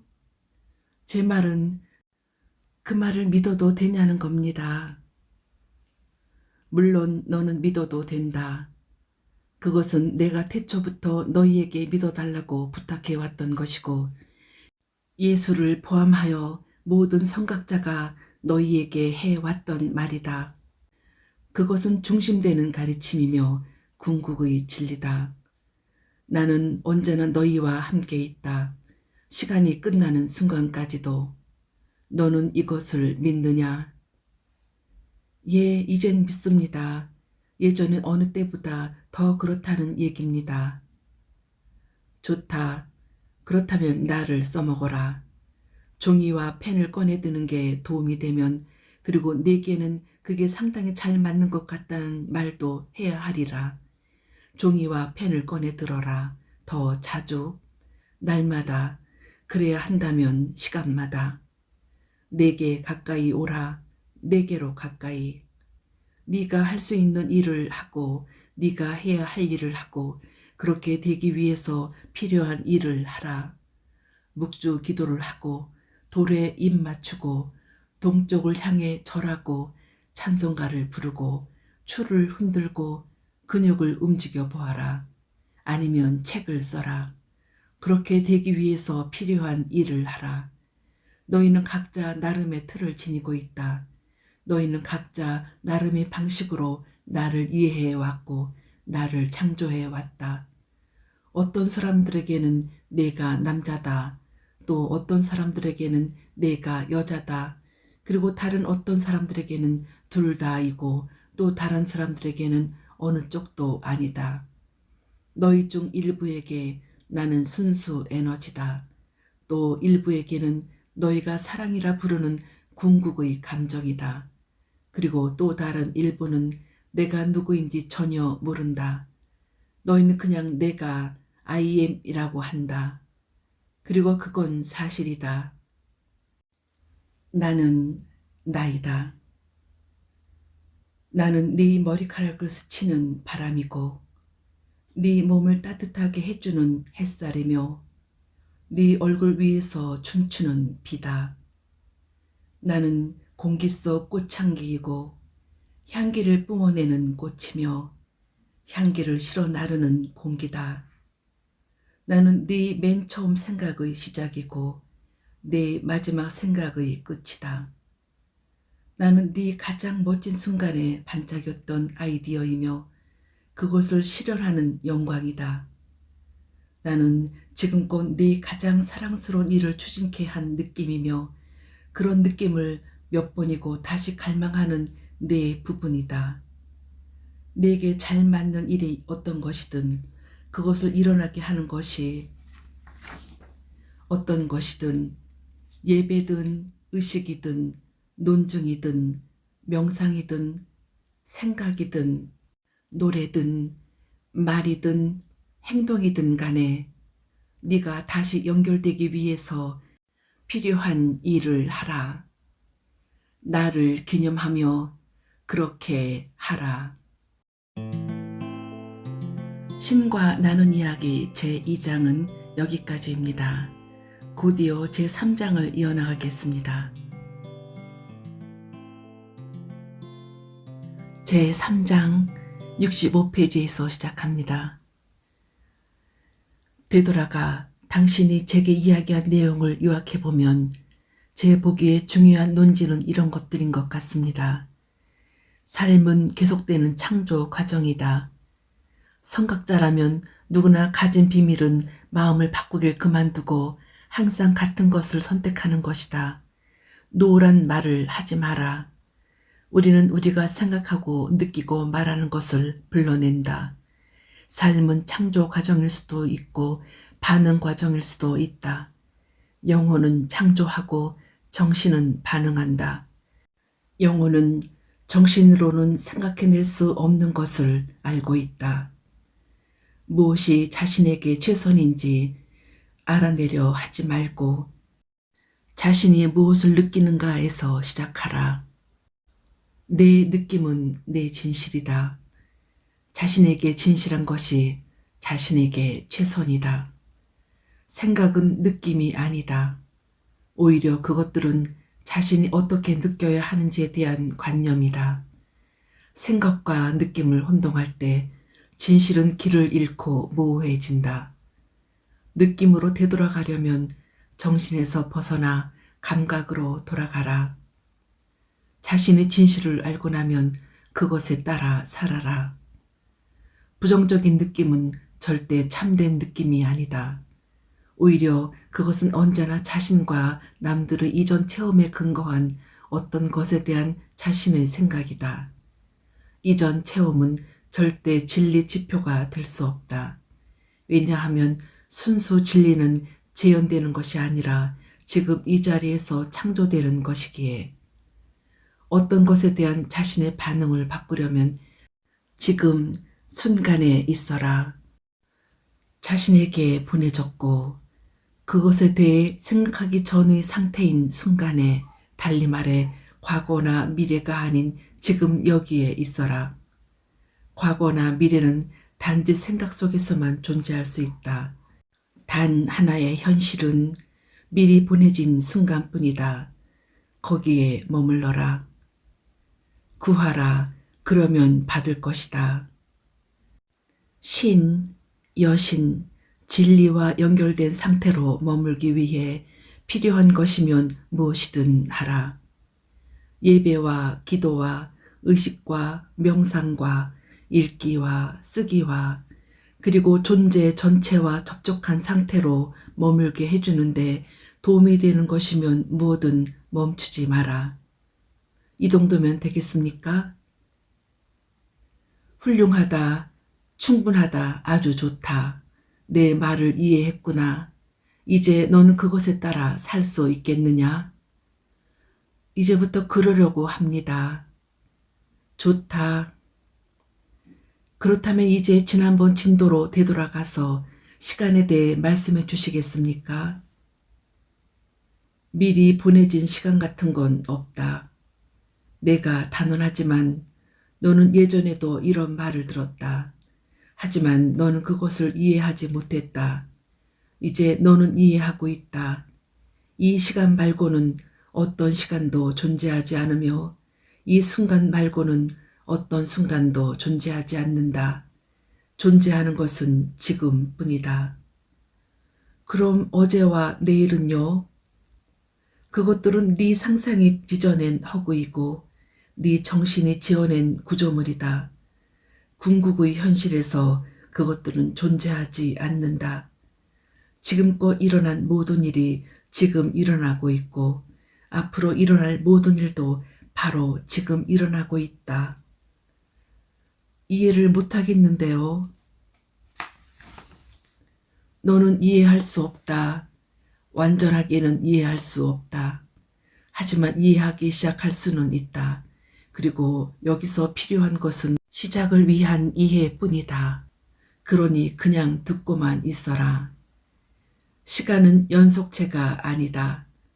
그것은 수평이 아니라 수직으로 존재하는 상대성의 요소다. 시간을 왼쪽에서 오른쪽인 것으로 생각하지 마라. 개인들에게는 출생에서 죽음으로 달려가고 우주에는 어떤 유한점에서 또 다른 어떤 유한점으로 달려가는 소위 시간줄로 시간을 생각하지 마라.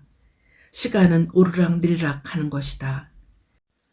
시간을 지금이라는 영원한 순간을 나타내는 탁상용 종이꽂이로 생각하라. 이제 그 종이꽂이에 여러 장의 종이가 꽂혀 있다고 상상해 보아라. 차곡차곡. 이것들이 시간 요소들이다. 하나하나의 요소는 뚜렷하게 구별되지만 다른 것들과 동시에 존재한다. 종이꽂이의 모든 종이는 한꺼번에 존재한다. 앞으로 일어날 일들도 예전에 일어났던 일들도 존재하는 것은 오직 한순간, 이 순간, 영원한 지금 순간뿐이다. 모든 일이 바로 지금 벌어지고 있으며 그래서 내 영광은 바로 지금 찬미 받고 있다. 신의 영광을 기다리는 일 같은 건 없다. 내가 시간을 이런 식으로 만든 건 그냥 내가 기다릴 수 없었기 때문이다.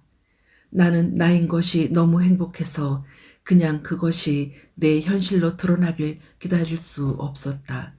그래서 꽝 하고는 그 모두가 여기에 바로 지금 여기에 있게 했다. 여기에는 시작도 없고 끝도 없다. 그것은 모든 것 전부는 그냥 존재한다. 그 있음 속에 너희 체험과 너희의 가장 위대한 비밀이 있다. 너희는 그 있음 안에서 너희가 택하는 어떤 시간, 어떤 장소로도 의식적으로 옮겨갈 수 있다. 우리가 시간 여행을 할 수 있다는 뜻입니까? 그렇다. 너희 중 많은 사람들이 그렇게 해왔다. 사실은 너희 모두가 그렇게 해왔다. 너희는 주로 꿈을 꾸면서 일상적으로 그렇게 한다. 너희가 그것을 자각하고 있을 순 없기에 너희 대다수는 그것을 깨닫지 못한다.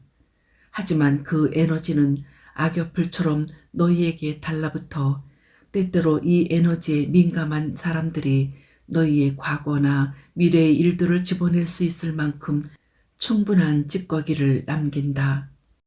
그들은 이 찌꺼기를 느끼거나 읽는다. 그래서 너희는 그들을 점쟁이와 영매라고 부른다. 때로는 한정된 의식 안에서나마 전에 이곳에 있었음을 너 자신도 충분히 깨달을 수 있을 만큼의 찌꺼기가 남는 경우도 있다. 이 모든 일을 예전에 한 적이 있다고 깨달을 때 네 존재 전체는 갑자기 덜컹거린다. 기시감요? 그렇다. 또는 네가 어떤 사람을 만났을 때 그 사람을 평생 알고 지냈던 것 같은, 그 사람을 영겁의 시간 동안 알고 지냈던 것 같은 멋진 감정. 그것은 장엄한 느낌이고 경이로운 느낌이다. 그리고 그것은 참된 느낌이다. 너는 그 영혼을 항상 알고 지냈다. 항상은 바로 지금의 일이다. 그렇게 너희는 종이꽂이에 꽂힌 네 종이장에서 자주 올려다보기도 하고 때로는 내려다보기도 한다. 또 다른 종이장들도 보곤 한다. 너희는 그곳에서 자신을 보곤 한다. 종이장마다 네 일부가 있기 때문이다. 어떻게 그게 가능하죠? 너희에게 말하노니 너희는 항상 존재해왔고 지금도 존재하며 앞으로도 항상 존재할 것이다. 지금껏 너희가 존재하지 않았던 시간은 없으며 앞으로도 영원히 없을 것이다. 잠깐만요. 나이 든 영혼들이란 개념은요? 어떤 영혼들은 다른 영혼들보다 더 나이 들지 않았나요? 다른 것보다 더 나이 든 것은 아무것도 없다. 나는 그것을 한꺼번에 창조했으며 그 모두는 지금 이 순간 존재하고 있다. 너희가 말하는 나이 든 체험과 젊은 체험이란 건 특정 영혼의 자각 수준, 즉 존재의 측면과 관계가 있다. 너희는 오로지 존재의 측면들, 단지 존재의 부분들일 뿐이다. 각 부분은 자기 속에 새겨진 전체에 대한 의식을 지니고 있다. 모든 요소가 다 이 각인을 지닌다. 자각이란 이런 의식이 깨어나는 체험이다. 전체의 개별 측면이 자신을 자각하는 것이다. 정말 글자 그대로 개별 측면이 자신을 의식하는 것이다.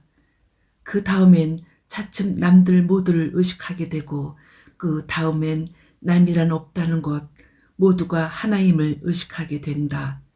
그런 다음엔 결국 나를 의식하게 된다. 장대한 나를. 이런, 당신은 정말로 당신을 좋아하시는군요. 안 그렇습니까?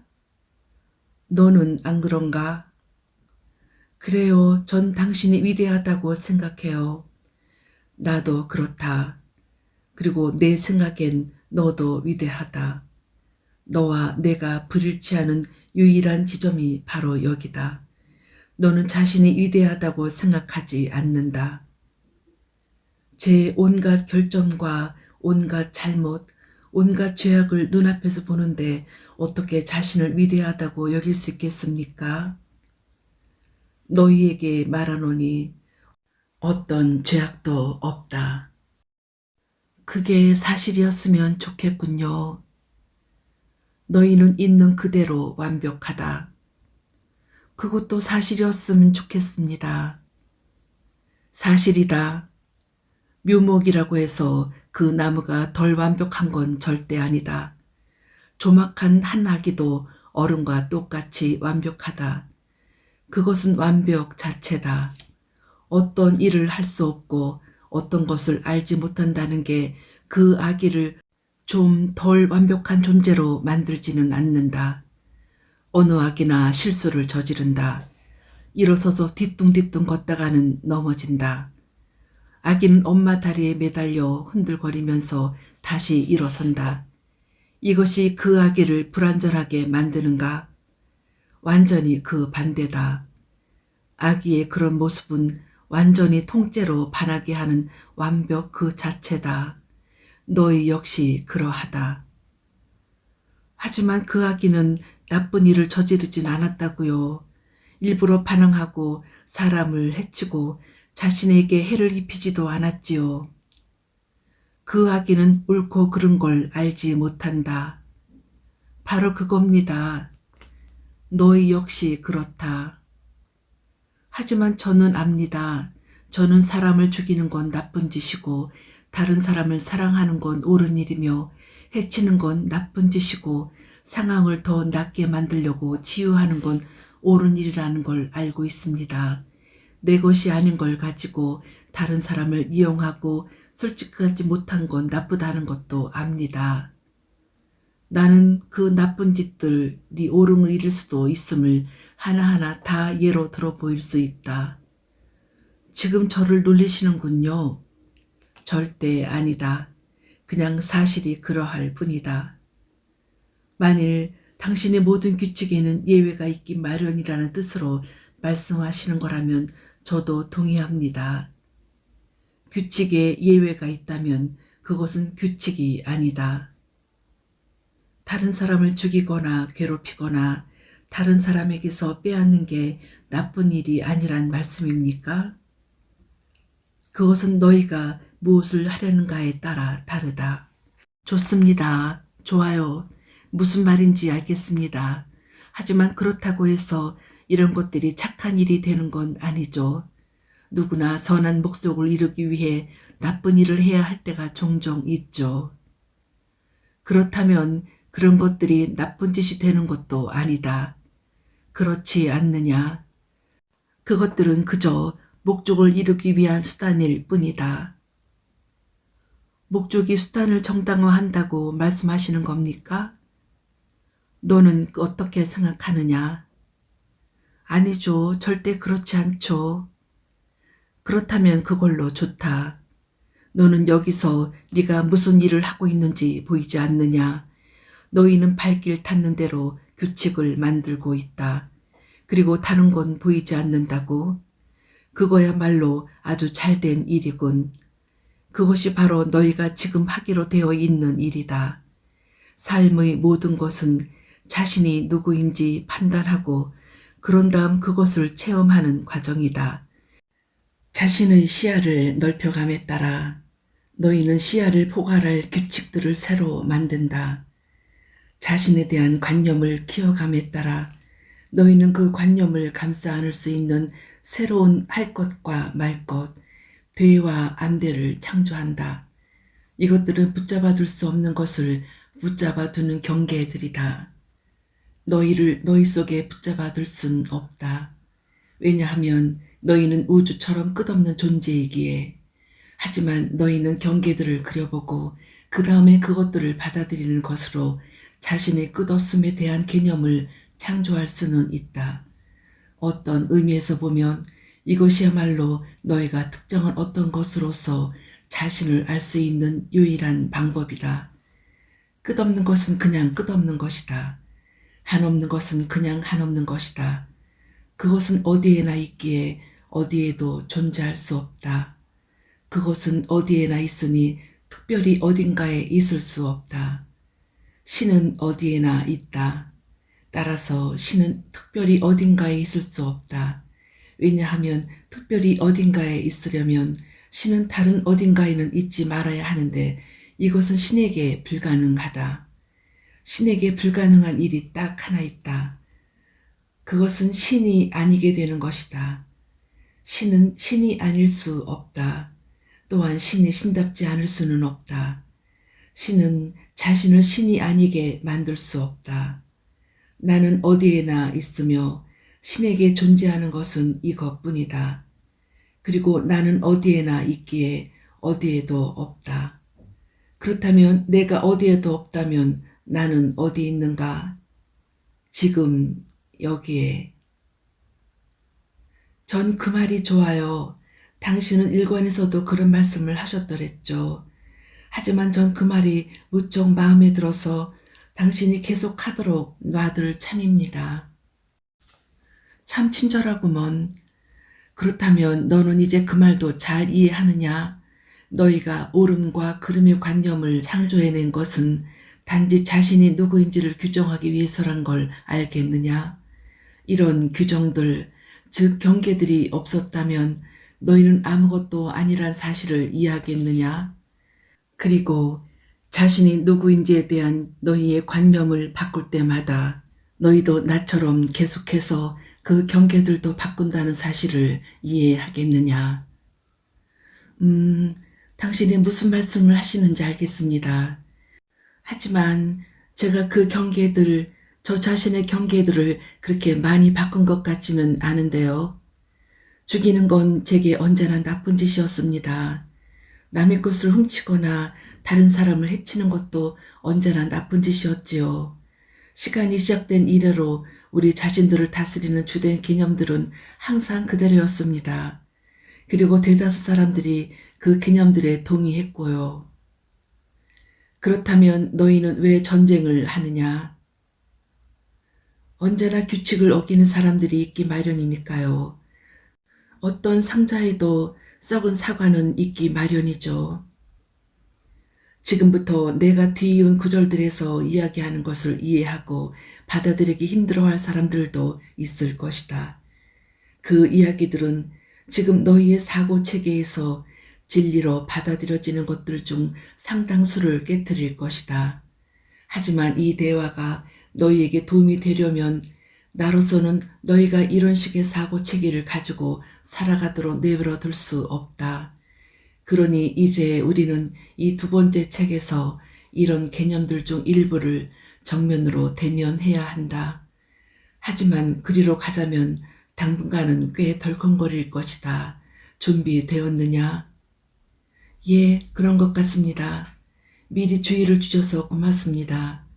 그런데 당신이 지금부터 하시는 이야기를 이해하거나 받아들이는 게 그렇게 극적이고 힘듭니까? 나는 이제부터 어디에도 썩은 사과는 없다고 말하려 한다. 단지 세상사에 대한 너희의 관점과 일치하지 않는 사람들, 다른 세상형을 만드는 사람들이 있을 뿐이다. 그리고 나는 이제부터 그들의 세상형에서 볼 때 온당치 않은 일을 하는 사람은 아무도 없다는 사실도 말하려 한다. 그렇다면 그 사람들의 형이 뒤죽박죽인 게지요. 저는 무엇이 옳고 무엇이 그른지 압니다. 그리고 몇몇 사람들은 하지 않는데 내가 한다고 해서 그게 나를 미친 사람으로 만들진 않습니다. 미친 쪽은 그 사람들입니다. 그게 바로 사람들이 전쟁을 시작할 때의 태도라고 이야기해야 하는 게 유감이구나. 압니다. 저도 압니다. 저는 일부러 이런 이야기를 하는 겁니다. 저는 다른 많은 사람들이 이야기했던 것을 여기에 그대로 옮기고 있을 뿐입니다. 하지만 그런 사람들에게 제가 어떤 식으로 대답할 수 있습니까? 뭐라고 말할 수 있습니까? 너는 그 사람들에게 옳음과 그름에 대한 관념은 문화마다, 시기마다, 종교마다, 지역마다, 심지어 가족마다, 개인마다 다르고 달라져 왔다고 말할 수 있다. 너는 그 사람들에게 많은 사람들이 한때는 옳다고 여기던 일이 예를 들면 마법처럼 보이는 일을 한다고 해서 사람을 화형에 처하던 일을 오늘날에는 잘못된 일로 여긴다는 사실을 지적하면 된다. 너는 그 사람들에게 옳고 그름은 시간상으로만이 아니라 단순한 지리상의 차이로도 달라지는 규정이라는 사실을 지적하면 된다. 너는 그 사람들에게 너희 행성에서 몇몇 행위들은 예컨대 매춘, 한 곳에서는 불법이 있지만 길을 따라 겨우 10리 밖에 떨어지지 않은 다른 곳에서는 합법이라는 사실을 깨닫게 해주면 된다. 따라서 어떤 사람이 잘못을 저질렀는지 여부는 그 사람이 실제로 어떤 일을 했는가가 아니라 그가 그 일을 저지른 곳이 어디인가의 문제다. 이제 나는 일본에서 했던 말을 다시 되풀이하려 한다. 일부 사람들에게는 그 말이 납득하고 이해하기가 대단히 힘들었다는 사실도 알고 있다. 히틀러는 천국으로 갔다. 사람들이 이 말을 받아들일 준비가 되어 있을지 모르겠군요. 이 책과 우리가 만들고 있는 3부작의 나머지 책의 목적은 준비를 갖추게 하는 데 있다. 새로운 틀, 새로운 이해, 더 넓은 시야, 더 위대한 관념을 위한 준비를 갖추게 하는데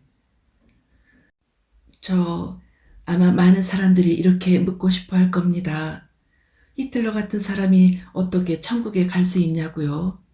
세상 모든 종교가, 제가 보기엔 모든 종교가 다 말입니다. 유죄를 선고하고 곧장 지옥으로 보내야 한다고 선언한 인간인데요. 첫째, 지옥은 존재하지 않으니 당연히 그는 지옥에 갈 수 없었다. 그러니 그가 갈 수 있는 곳은 단 한 군데밖에 남아있지 않다. 하지만 이것은 문제의 논점을 피하는 것이고 진짜 쟁점은 히틀러의 행위가 잘못인가 아닌가에 있다. 그러나 나는 우주에는 어떤 옳음도 어떤 그름도 존재하지 않는다고 이미 몇 번이나 말했다. 어떤 것도 그 본질에서 옳거나 그르지는 않다. 어떤 것은 그냥 어떤 것일 뿐이다. 그런데 히틀러는 극악무도한 자라는 너희의 생각은 그가 몇백만 명의 사람들을 죽이라고 명령했다는 사실에 근거를 두고 있다. 내 말이 맞는가? 그럼요, 당연하죠. 그렇다면 내가 너희에게 소위 죽음이란 건 누구에게나 일어날 수 있는 가장 위대한 일이라고 말하면 어떻게 하겠느냐? 받아들이기 어렵군요. 너희는 지상에서의 삶이 천국에서의 삶보다 낫다고 생각하느냐? 너희에게 말하노니 죽음의 순간에 너희는 지금까지 맛본 것들 중에서 가장 위대한 자유와 가장 위대한 평화와 가장 위대한 기쁨과 가장 위대한 사랑을 실감할 것이다. 그런데도 우리는 토끼 브레어를 찔레던 불 속으로 집어 던졌다고 여우 브레어를 버려야 할까? 미국 동화작가 린다 헤이워드의 작품 속에 나오는 두 주인공. 당신은 죽음 뒤의 삶이 아무리 멋지다 해도 이곳에서의 우리 삶이 우리 의지를 거스르면서 끝나서는 안 된다는 사실을 간과하고 있습니다. 우리는 뭔가를 이루고 뭔가를 체험하고 뭔가를 배우려고 이곳에 왔습니다. 광기 어린 관념에 젖은 몇몇 미친 불량배들 때문에 우리 삶이 잘려나가는 건 옳지 않다고요. 무엇보다 너희는 뭔가를 배우기 위해 이곳에 있는 게 아니다. 일권을 다시 읽어라. 삶은 학교가 아니다. 그리고 이곳에서 너희의 목적은 배우는 것이 아니라 다시 구성하는 것이다. 그리고 너희가 더 넓은 시야에서 본다면 삶은 종종 여러 가지 것들, 태풍, 지진 따위로도 잘려 나간다. 그건 다른 겁니다. 당신이 지금 이야기하는 건 신의 행위입니다. 모든 사건이 신의 행위다. 너는 내가 일어나길 원치 않는 사건이 일어날 수 있다고 생각하느냐? 만일 내가 너희가 그렇게 하지 않는 쪽을 선택한다면 너희가 손가락 하나라도 까딱할 수 있으리라고 생각하느냐? 너희는 내가 반대하는 어떤 일도 할 수 없다. 하지만 우선은 잘못된 죽음이라는 이 관념을 함께 더 파 들어가 보기로 하자. 한 삶이 질병으로 잘려나간다면 그것은 잘못된 것이냐? 잘못된은 이런 데 적용하는 말이 아닙니다. 이런 것들은 자연스러운 원인들입니다. 이런 건 사람을 죽이는 히틀러 같은 인간과는 다릅니다. 그렇다면 사고라면, 황당한 사고라면 마찬가지죠. 그런 사고는 운 나쁜 비극이긴 하지만 그래도 그건 신의 의지입니다. 우리가 신의 마음을 꿰뚫어보고 지식을 욕심내는 것이지요. 그건 죄입니다. 너는 그걸 어떻게 아느냐? 만일 신이 우리가 이 모든 걸 이해하길 바랐다면 우린 이해했을 거니까요. 우리가 이해하지 못하고 이해할 수 없다는 사실이 이해하지 말라는 신의 의지를 보여주는 증거지요. 알겠다. 너희가 그것을 이해하지 못한다는 사실은 신의 의지를 보여주는 증거이고 그것이 일어난다는 사실은 신의 의지를 보여주는 증거가 아니란 말이지. 아무래도 제가 그다지 잘 설명한 것 같지 않군요. 하지만 저는 제가 무엇을 믿는지 알고 있습니다. 너는 신의 의지, 즉 신이 전지전능하다는 사실을 믿느냐? 그렇습니다. 히틀러와 관련된 지점만 빼고 말이지. 거기서 일어난 일은 신의 의지가 아니란 거군. 맞습니다. 어떻게 그럴 수가 있느냐? 히틀러는 신의 의지를 거슬렀습니다. 그런데 내 의지가 전지전능하다면 그가 어떻게 그런 일을 할 수 있었으리라고 생각하느냐? 당신이 그렇게 하도록 허락했기 때문이지요. 내가 그렇게 하도록 허락했다면 그가 그렇게 해야 했던 건 내 의지였다. 그렇긴 합니다만, 하지만 당신이 그렇게 할 이유가 어디 있습니까? 아닙니다. 그에게 자유선택권을 준 것은 당신의 의지이지만 그런 일을 저지른 건 그의 의지입니다. 너는 이 문제의 핵심에 아주 가까이 다가섰다. 아주 가까이. 물론 네가 옳다. 히틀러에게 그리고 너희 모두에게 자유선택권을 준 것은 내 의지다. 하지만 내가 원하는 선택을 하지 않았다고 해서 끊임없이 계속해서 너희를 벌받게 하는 건 내 의지가 아니다. 만일 그랬다면 너희의 선택이 어떻게 자유로울 수 있겠느냐? 내가 원하는 대로 하지 않으면 말로 다할 수 없는 고통을 겪게 되리란 사실을 아는 상태에서 어찌 너희가 진실로 자유롭게 원하는 대로 할 수 있겠느냐? 그건 대체 무슨 종류의 선택권이냐? 그건 벌 받는 문제가 아닙니다. 그건 그냥 자연 법칙입니다. 그냥 기결의 문제라고요. 너희가 나를 복수하는 신으로 여기게 만드는 그 모든 신학 체계에 익숙해지도록 교육받아 왔다는 건 알고 있다. 하지만 이런 자연 법칙들을 만든 게 누구인가? 자, 이런 자연 법칙들을 세워야 했던 게 나라는 사실에 우리가 동의한다고 할 때, 그렇다면 왜 나는 그런 법칙들을 세웠을까? 그러고 나서는 왜 너희에게 그 법칙들을 거스를 수 있는 힘까지 주었을까? 너희가 자연 법칙들로부터 영향받길 내가 원하지 않았고, 멋진 내 존재들이 결코 고통받게 하지 않겠다는 게 내 의지였다면, 그렇다면 왜 나는 너희가 그렇게 될 가능성을 창조했을까? 그러고 나서는 내가 설정한 이 법칙들을 깨뜨리라고 밤낮으로 쉬지 않고 너희를 유혹하기까지 할까? 당신이 우리를 유혹하는 게 아니죠. 악마가 그러는 거죠. 거기서 너희는 다시 내게 책임을 지우지 않는 쪽으로 가는구나. 너는 너의 신학을 합리화할 수 있는 유일한 방법이 나를 힘없는 존재로 만드는 것임을 모르겠느냐. 너는 내 체계를 의미 없게 만드는 게 너희 체계를 의미 있게 만드는 유일한 방식임을 이해하겠느냐. 너는 정말로 그 행동을 통제할 수 없는 피조물을 창조하는 신이라는 관념에 만족하느냐. 저는 당신이 악마를 통제할 수 없다고 말하지 않았습니다. 당신은 무엇이든 통제할 수 있죠. 당신은 신입니다. 단지 당신은 그러지 않는 쪽을 선택하는 거지요. 당신은 악마가 우리를 유혹하고 우리 영혼을 지배하게끔 내버려 둡니다. 하지만 왜 너희가 내게 돌아오지 않는 걸 내가 바라는 게 아니라면 왜 내가 그렇게 하겠느냐? 당신은 우리가 선택을 통해서 당신에게 오길 바라기 때문이지요. 아무런 선택의 여지가 없기 때문에 당신에게 가는 게 아니라요. 당신은 천국과 지옥을 세워 선택할 수 있게 했습니다. 그래서 우리는 선택에 따라 행동할 수 있게 되었습니다. 다른 길이 없기 때문에 그냥 한 길을 따라가는 게 아니라요. 너희가 어떻게 이런 관념에 이르렀는지 알겠다.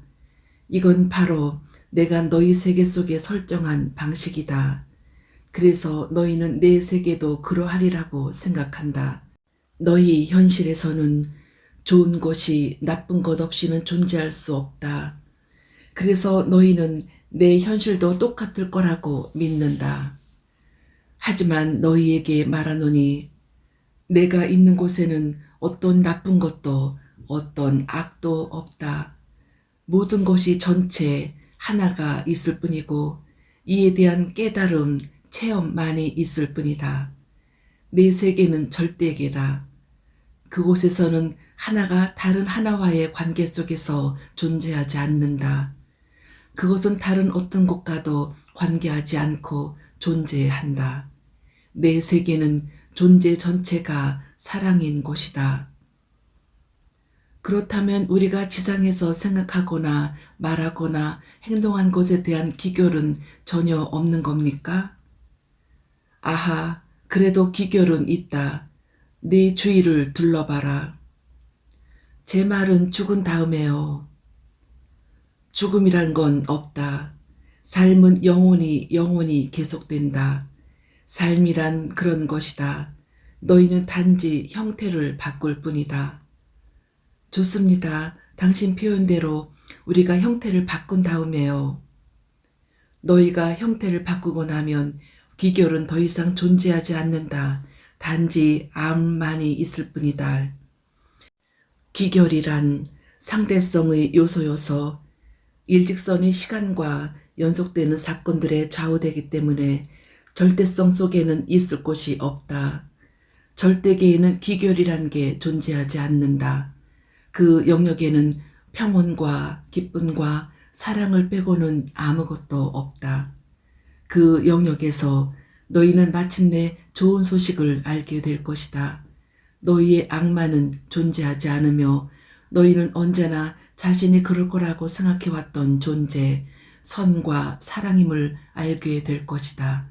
자신이 그 외에 다른 어떤 것일지도 모른다는 너희의 관념은 광기의 외부 세계, 심판과 비난의 외부 세계에서 온 것이어서 너희가 광적으로 행동하게 만든다. 그 세계에서 남들은 너희를 심판했고 그들의 판단에 따라 너희는 자신을 심판했다. 이제 너희는 신이 너희를 심판하길 원하지만 나는 그렇게 하지 않을 것이다. 그리하여 인간처럼 행동하지 않는 신이란 걸 이해하지 못하는 너희는 길을 잃고 헤맨다. 너희의 신학은 너희 자신을 다시 찾으려는 너희식 시도다. 당신은 우리 신학이 제정신이 아니라고 하시는군요. 하지만 보상과 처벌 체계 없이 제 기능을 할 수 있는 신학이 과연 있을까요? 그건 오로지 너희가 삶의 목적을 따라서 신학의 기초를 무엇으로 인식하는가에 달려있다. 삶이란 걸 하나의 시험, 시련, 너희가 가치 있는지 알아보고 너희 역량을 시험하는 시기로 믿는다면 그때부터 너희 신학은 의미 있는 것이 되기 시작한다. 하지만 삶이란 걸 하나의 기회, 너희가 가치 있음을 발견하는, 즉 기억하는 하나의 과정으로 믿는다면 그때부터 너희 신학은 제정신이 아닌 것처럼 보일 것이다. 너희가 주목과 숭배와 감사와 애정을 요구하고 그것을 얻기 위해 죽이기도 하는 자기 애로 가득 찬 신을 믿는다면 그때부터 너희 신학들은 함께 합치기 시작한다. 하지만 너희가 자기 애나 요구가 없는 신, 단지 모든 곳의 원천이고 모든 지혜와 사랑의 토대인 신을 믿는다면 그때부터 너희 신학은 산산이 흩어진다. 너희가 자신의 사랑으로 질투하고 자신의 분노로 경노하는 복수심 많은 신을 신이라고 믿는다면 그때부터 너희 신학은 완벽해진다. 하지만 너희가 그녀 자신의 사랑 속에서 기뻐하고 그녀 자신이 법렬로 열광하는 온화한 신을 신이라고 믿는다면 그때부터 너희 신학은 쓸모 없어진다. 너희에게 말하노니 삶의 목적은 신을 기쁘게 하는 것이 아니다. 삶의 목적은 자신이 누구인지 알고 자신을 재창조하는 것이다. 그렇게 하는 것으로 너희는 신을 기쁘게 하며 또한 그녀를 영광스럽게 한다. 왜 자꾸 그녀라고 말씀하십니까? 당신은 여자입니까? 나는 그도 그녀도 아니다. 내가 종종 여성 대명사를 사용하는 건 편협한 너희 사고방식에서 너희를 뒤흔들어 떼어내고자 함이다.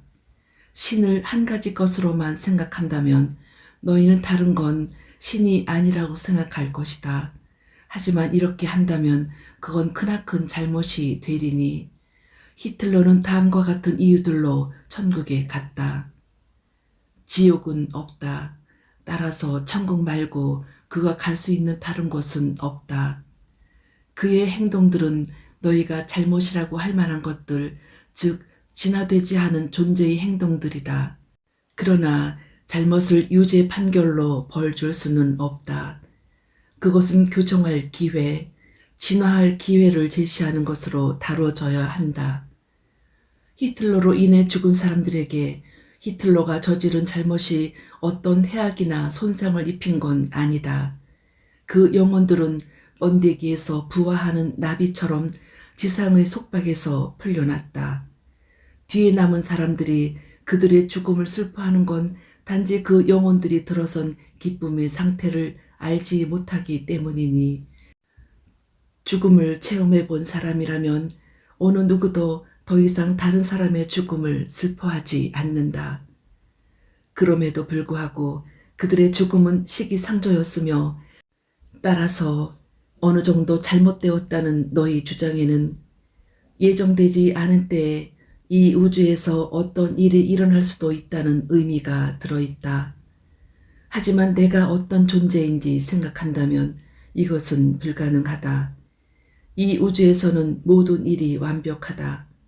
신은 그 오랜 시간 동안 단 한 번의 실수도 저지르지 않았다. 너희가 모든 것에서 너희가 동의하는 것들만이 아니라 너희가 동의하지 않는 것들에서까지 완전한 완벽성을 볼 때 너희는 깨달음을 이룰 것이다. 물론 저는 이 모든 걸 알고 있습니다. 이것들은 모두 우리가 일권에서 계속 다뤘던 문제들입니다. 하지만 저는 일권을 읽지 않은 사람들을 위해서 이 책 앞부분에서 미리 이해의 토대를 닦아두는 게 중요하다고 생각했습니다. 제가 앞서의 질의응답들을 끌어들였던 건 그 때문입니다. 그런데 이제 앞으로 나가기 전에 우리 인간 존재들이 창조한 그 복잡 미묘한 신학들에 대해 그냥 조금만 더 이야기를 나누고 싶습니다. 예컨대 저는 어렸을 때 제가 죄인이라고 배웠습니다. 모든 사람이 다 죄인이고 그 사실을 우리가 어떻게 해볼 수는 없으며 우리는 그런 식으로 태어났다고요. 우리는 죄를 지고 태어났다 말입니다. 아주 재미있는 개념이구나. 그들은 어떤 방법으로 네게 그 사실을 믿게 했는가? 그 사람들은 아담과 이브 얘기를 했지요. 그들은 4등급, 5등급, 6등급의 교리문답에서 물론 우리 자신은 아무 죄를 짓지 않을 수도 있다. 사실 아기들은 분명히 그렇다. 하지만 아담과 이브가 죄를 지었고 우리는 그들의 후손이기에 그들이 죄 많은 천성만이 아니라 그들의 죄까지 물려받았다고 말했습니다. 당신도 아시다시피 아담과 이브는 금지된 열매를 먹고 선과 악의 지식을 함께 했기 때문에 그들이 모든 자식과 후손은 태어날 때부터 신에게서 떼어질 것이라는 선고를 받았습니다. 그래서 우리는 모두가 영혼의 이 원죄를 지닌 채 세상에 태어납니다. 우리 모두가 그 죄를 함께하는 것입니다. 제 추측이지만 우리에게 자유선택권이 주어진 건 그 때문인 것 같습니다. 우리가 아담과 이브와 같은 짓을 저지르고 신의 뜻을 어길 것인지 아니면 나쁜 짓을 하려는 우리의 타고난 천성을 극복하여 세상의 유혹에도 불구하고 옳은 일을 할지를 결정하는 자유선택권이요. 그래서 너희가 나쁜 짓을 하면 그러면 당신은 우리를 지옥에 보냅니다. 내가 그런다고? 예, 우리가 회개하지 않으면요. 알겠다. 만일 우리가 잘못했다고 하면 완벽하게 회개하는 행동을 하면 당신은 우리를 모든 고통까지는 아니라도 적어도 지옥에서는 구해줍니다. 그래도 우리는 얼마 동안은 연옥에 가 있어야 합니다. 우리 죄를 말끔히 씻어내기 위해서요. 연옥에서는 얼마나 오랫동안 머물러야 하느냐? 경우에 따라 다르죠. 우리는 우리 죄를 태워 없애야 합니다. 제가 말씀드릴 수 있는 건 그게 그다지 즐거운 일은 아니란 겁니다. 우리가 짊어진 죄가 많을수록 그것들을 태워 없애는데 더 긴 시간이 들 테니 그만큼 우리는 더 오래 거기에 머물겠죠. 이런 게 제가 들은 내용입니다. 이해가 간다. 하지만 우린 적어도 지옥에는 안 갈 겁니다. 지옥에는 한 번 가면 영원히 있게 됩니다. 물론 우리가 용서받지 못할 죄를 짓고 죽는다면 곧장 지옥으로 떨어지겠지만요. 용서받지 못할 죄? 용서받을 수 있는 가벼운 죄에 반대되는 거죠. 우리가 우리 영혼에 가벼운 죄들만을 낙인 찍고 죽는다면 우리는 연옥까지만 가죠. 하지만 무거운 죄를 지으면 곧장 지옥으로 보내지고 맙니다. 내게 지금 이야기한 여러 가지 범죄의 죄들을 예로 들어줄 수 있겠느냐? 그럼요. 용서받지 못할 죄는 중대한 죄입니다. 대죄들 일이지요. 신학상의 중범죄들 말입니다. 살인, 강간, 강도 같은 것들이지요.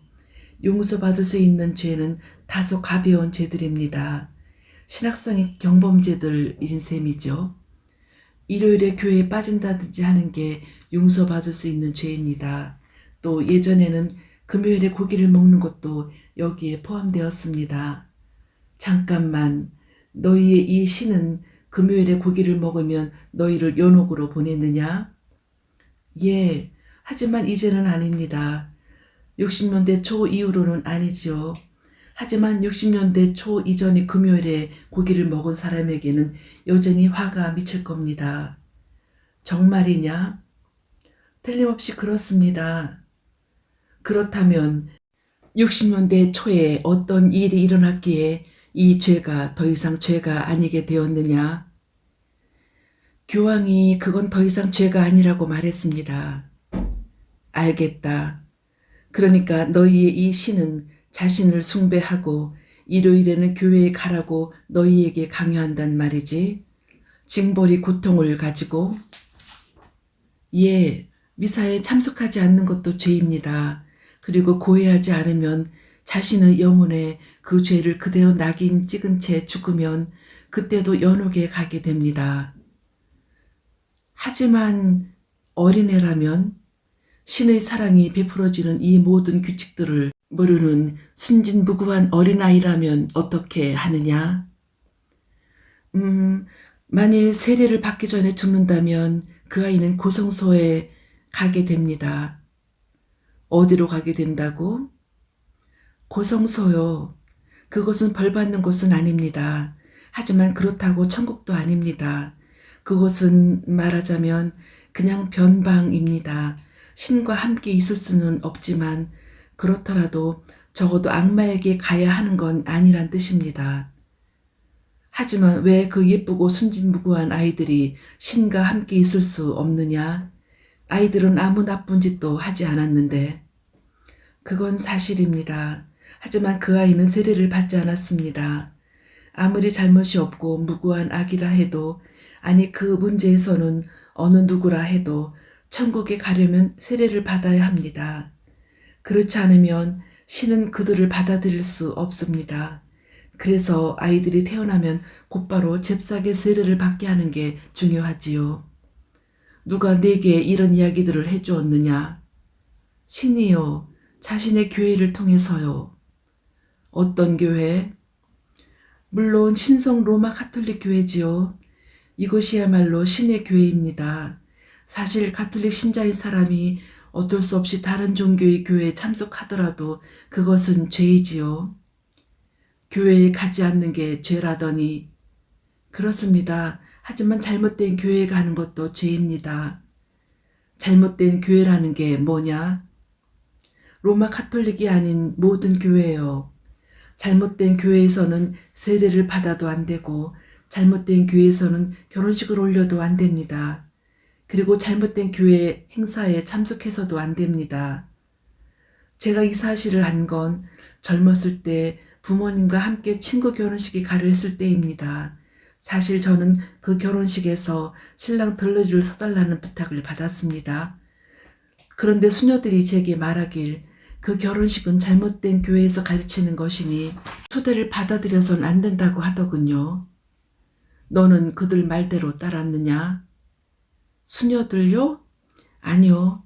저는 하느님 당신이 우리 교회에 나타나시는 것과 똑같이 다른 교회에도 기꺼이 나타나시리라 생각했거든요. 그래서 저는 갔지요. 턱시도를 입고 그 성역에 당당히 서 있었습니다. 아주 기분이 좋았지요. 잘했다. 자, 이제 한번 보자. 우리에게는 천국과 지옥과 연옥과 고성소와 용서받지 못할 죄와 용서받을 수 있는 죄가 있구나. 이것 말고 또 다른 게 있느냐? 그러니까 견진성사가 있고 성찬식이 있고 고해가 있습니다. 또 마귀 쫓는 의식인 구만식이 있고 병자 성사가 있습니다. 그리고 계속하라. 수호성인과 성스러운 축일이 있습니다. 모든 날이 다 축복받았고 시시각각이 다 성스럽다. 지금 이 순간도 성스러운 순간이다. 그렇긴 합니다만 축일 같은 날들은 진짜 성스러운 날들입니다. 그리고 그런 날에도 교회를 가야 합니다. 여기서 또다시 그 해야 한다를 만나는군. 그런데 만일 그렇게 하지 않으면 어떻게 되느냐? 그건 죄죠. 그래서 너희는 지옥에 가는군. 아니요. 만일 그 죄를 그대로 영혼에 지닌 채 죽게 되면 우리는 연옥에 갑니다. 구애를 하러 가는 게 좋은 이유가 이겁니다. 정말로 가능한 한 자주요. 주일마다 가는 사람들도 있고 날마다 가는 사람들도 있지요. 그런 식으로 하면 과거를 청산할 수 있거든요. 어쩌다 갑자기 죽는 일이 있어도 깨끗한 상태를 지닐 수 있게. 우와, 끊임없는 공포 속에서 살아간다는 이야기군. 그렇습니다. 당신도 아시다시피 신에 대한 두려움을 우리에게 심어주는 것, 그게 종교의 목적입니다. 그러고 나면 우리는 옳은 일을 하고 유혹에 저항할 수 있습니다.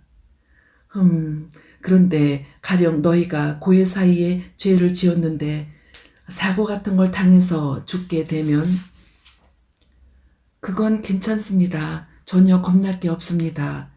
그냥 완벽한 회개법을 만드는 겁니다. 천주여, 나는 많은 죄를 지었나이다. 그 죄를 진심으로 뉘우치고 사하심을 비나이다. 알았다, 알았다. 그만하면 됐다. 그런데 잠깐만요. 이건 그냥 세상 종교들 중 단 하나일 뿐입니다. 당신은 다른 종교들은 살펴보고 싶지 않으십니까? 아니, 나는 감을 잡았다. 사람들이 제가 자기네 신앙을 조롱하기만 한다고 생각하지 않길 바랍니다. 너는 실제로 누구도 조롱하지 않고 있다. 그냥 현실이 그렇다는 이야기를 하고 있을 뿐이지. 너희 미국 대통령 해리 트루먼이 그런 식으로 말했지. 사람들이 해리, 그들을 지옥에 보내버려 하고 외치면 그는 나는 그들을 지옥에 보내지 않습니다. 나는 그들을 그냥 있는 그대로 인용할 뿐입니다. 그러면 지옥처럼 느껴지죠? 라고 말하곤 했지. 여기까지 3장을 마칩니다. 다음 영상에서는 2권 4장으로 이어지겠습니다.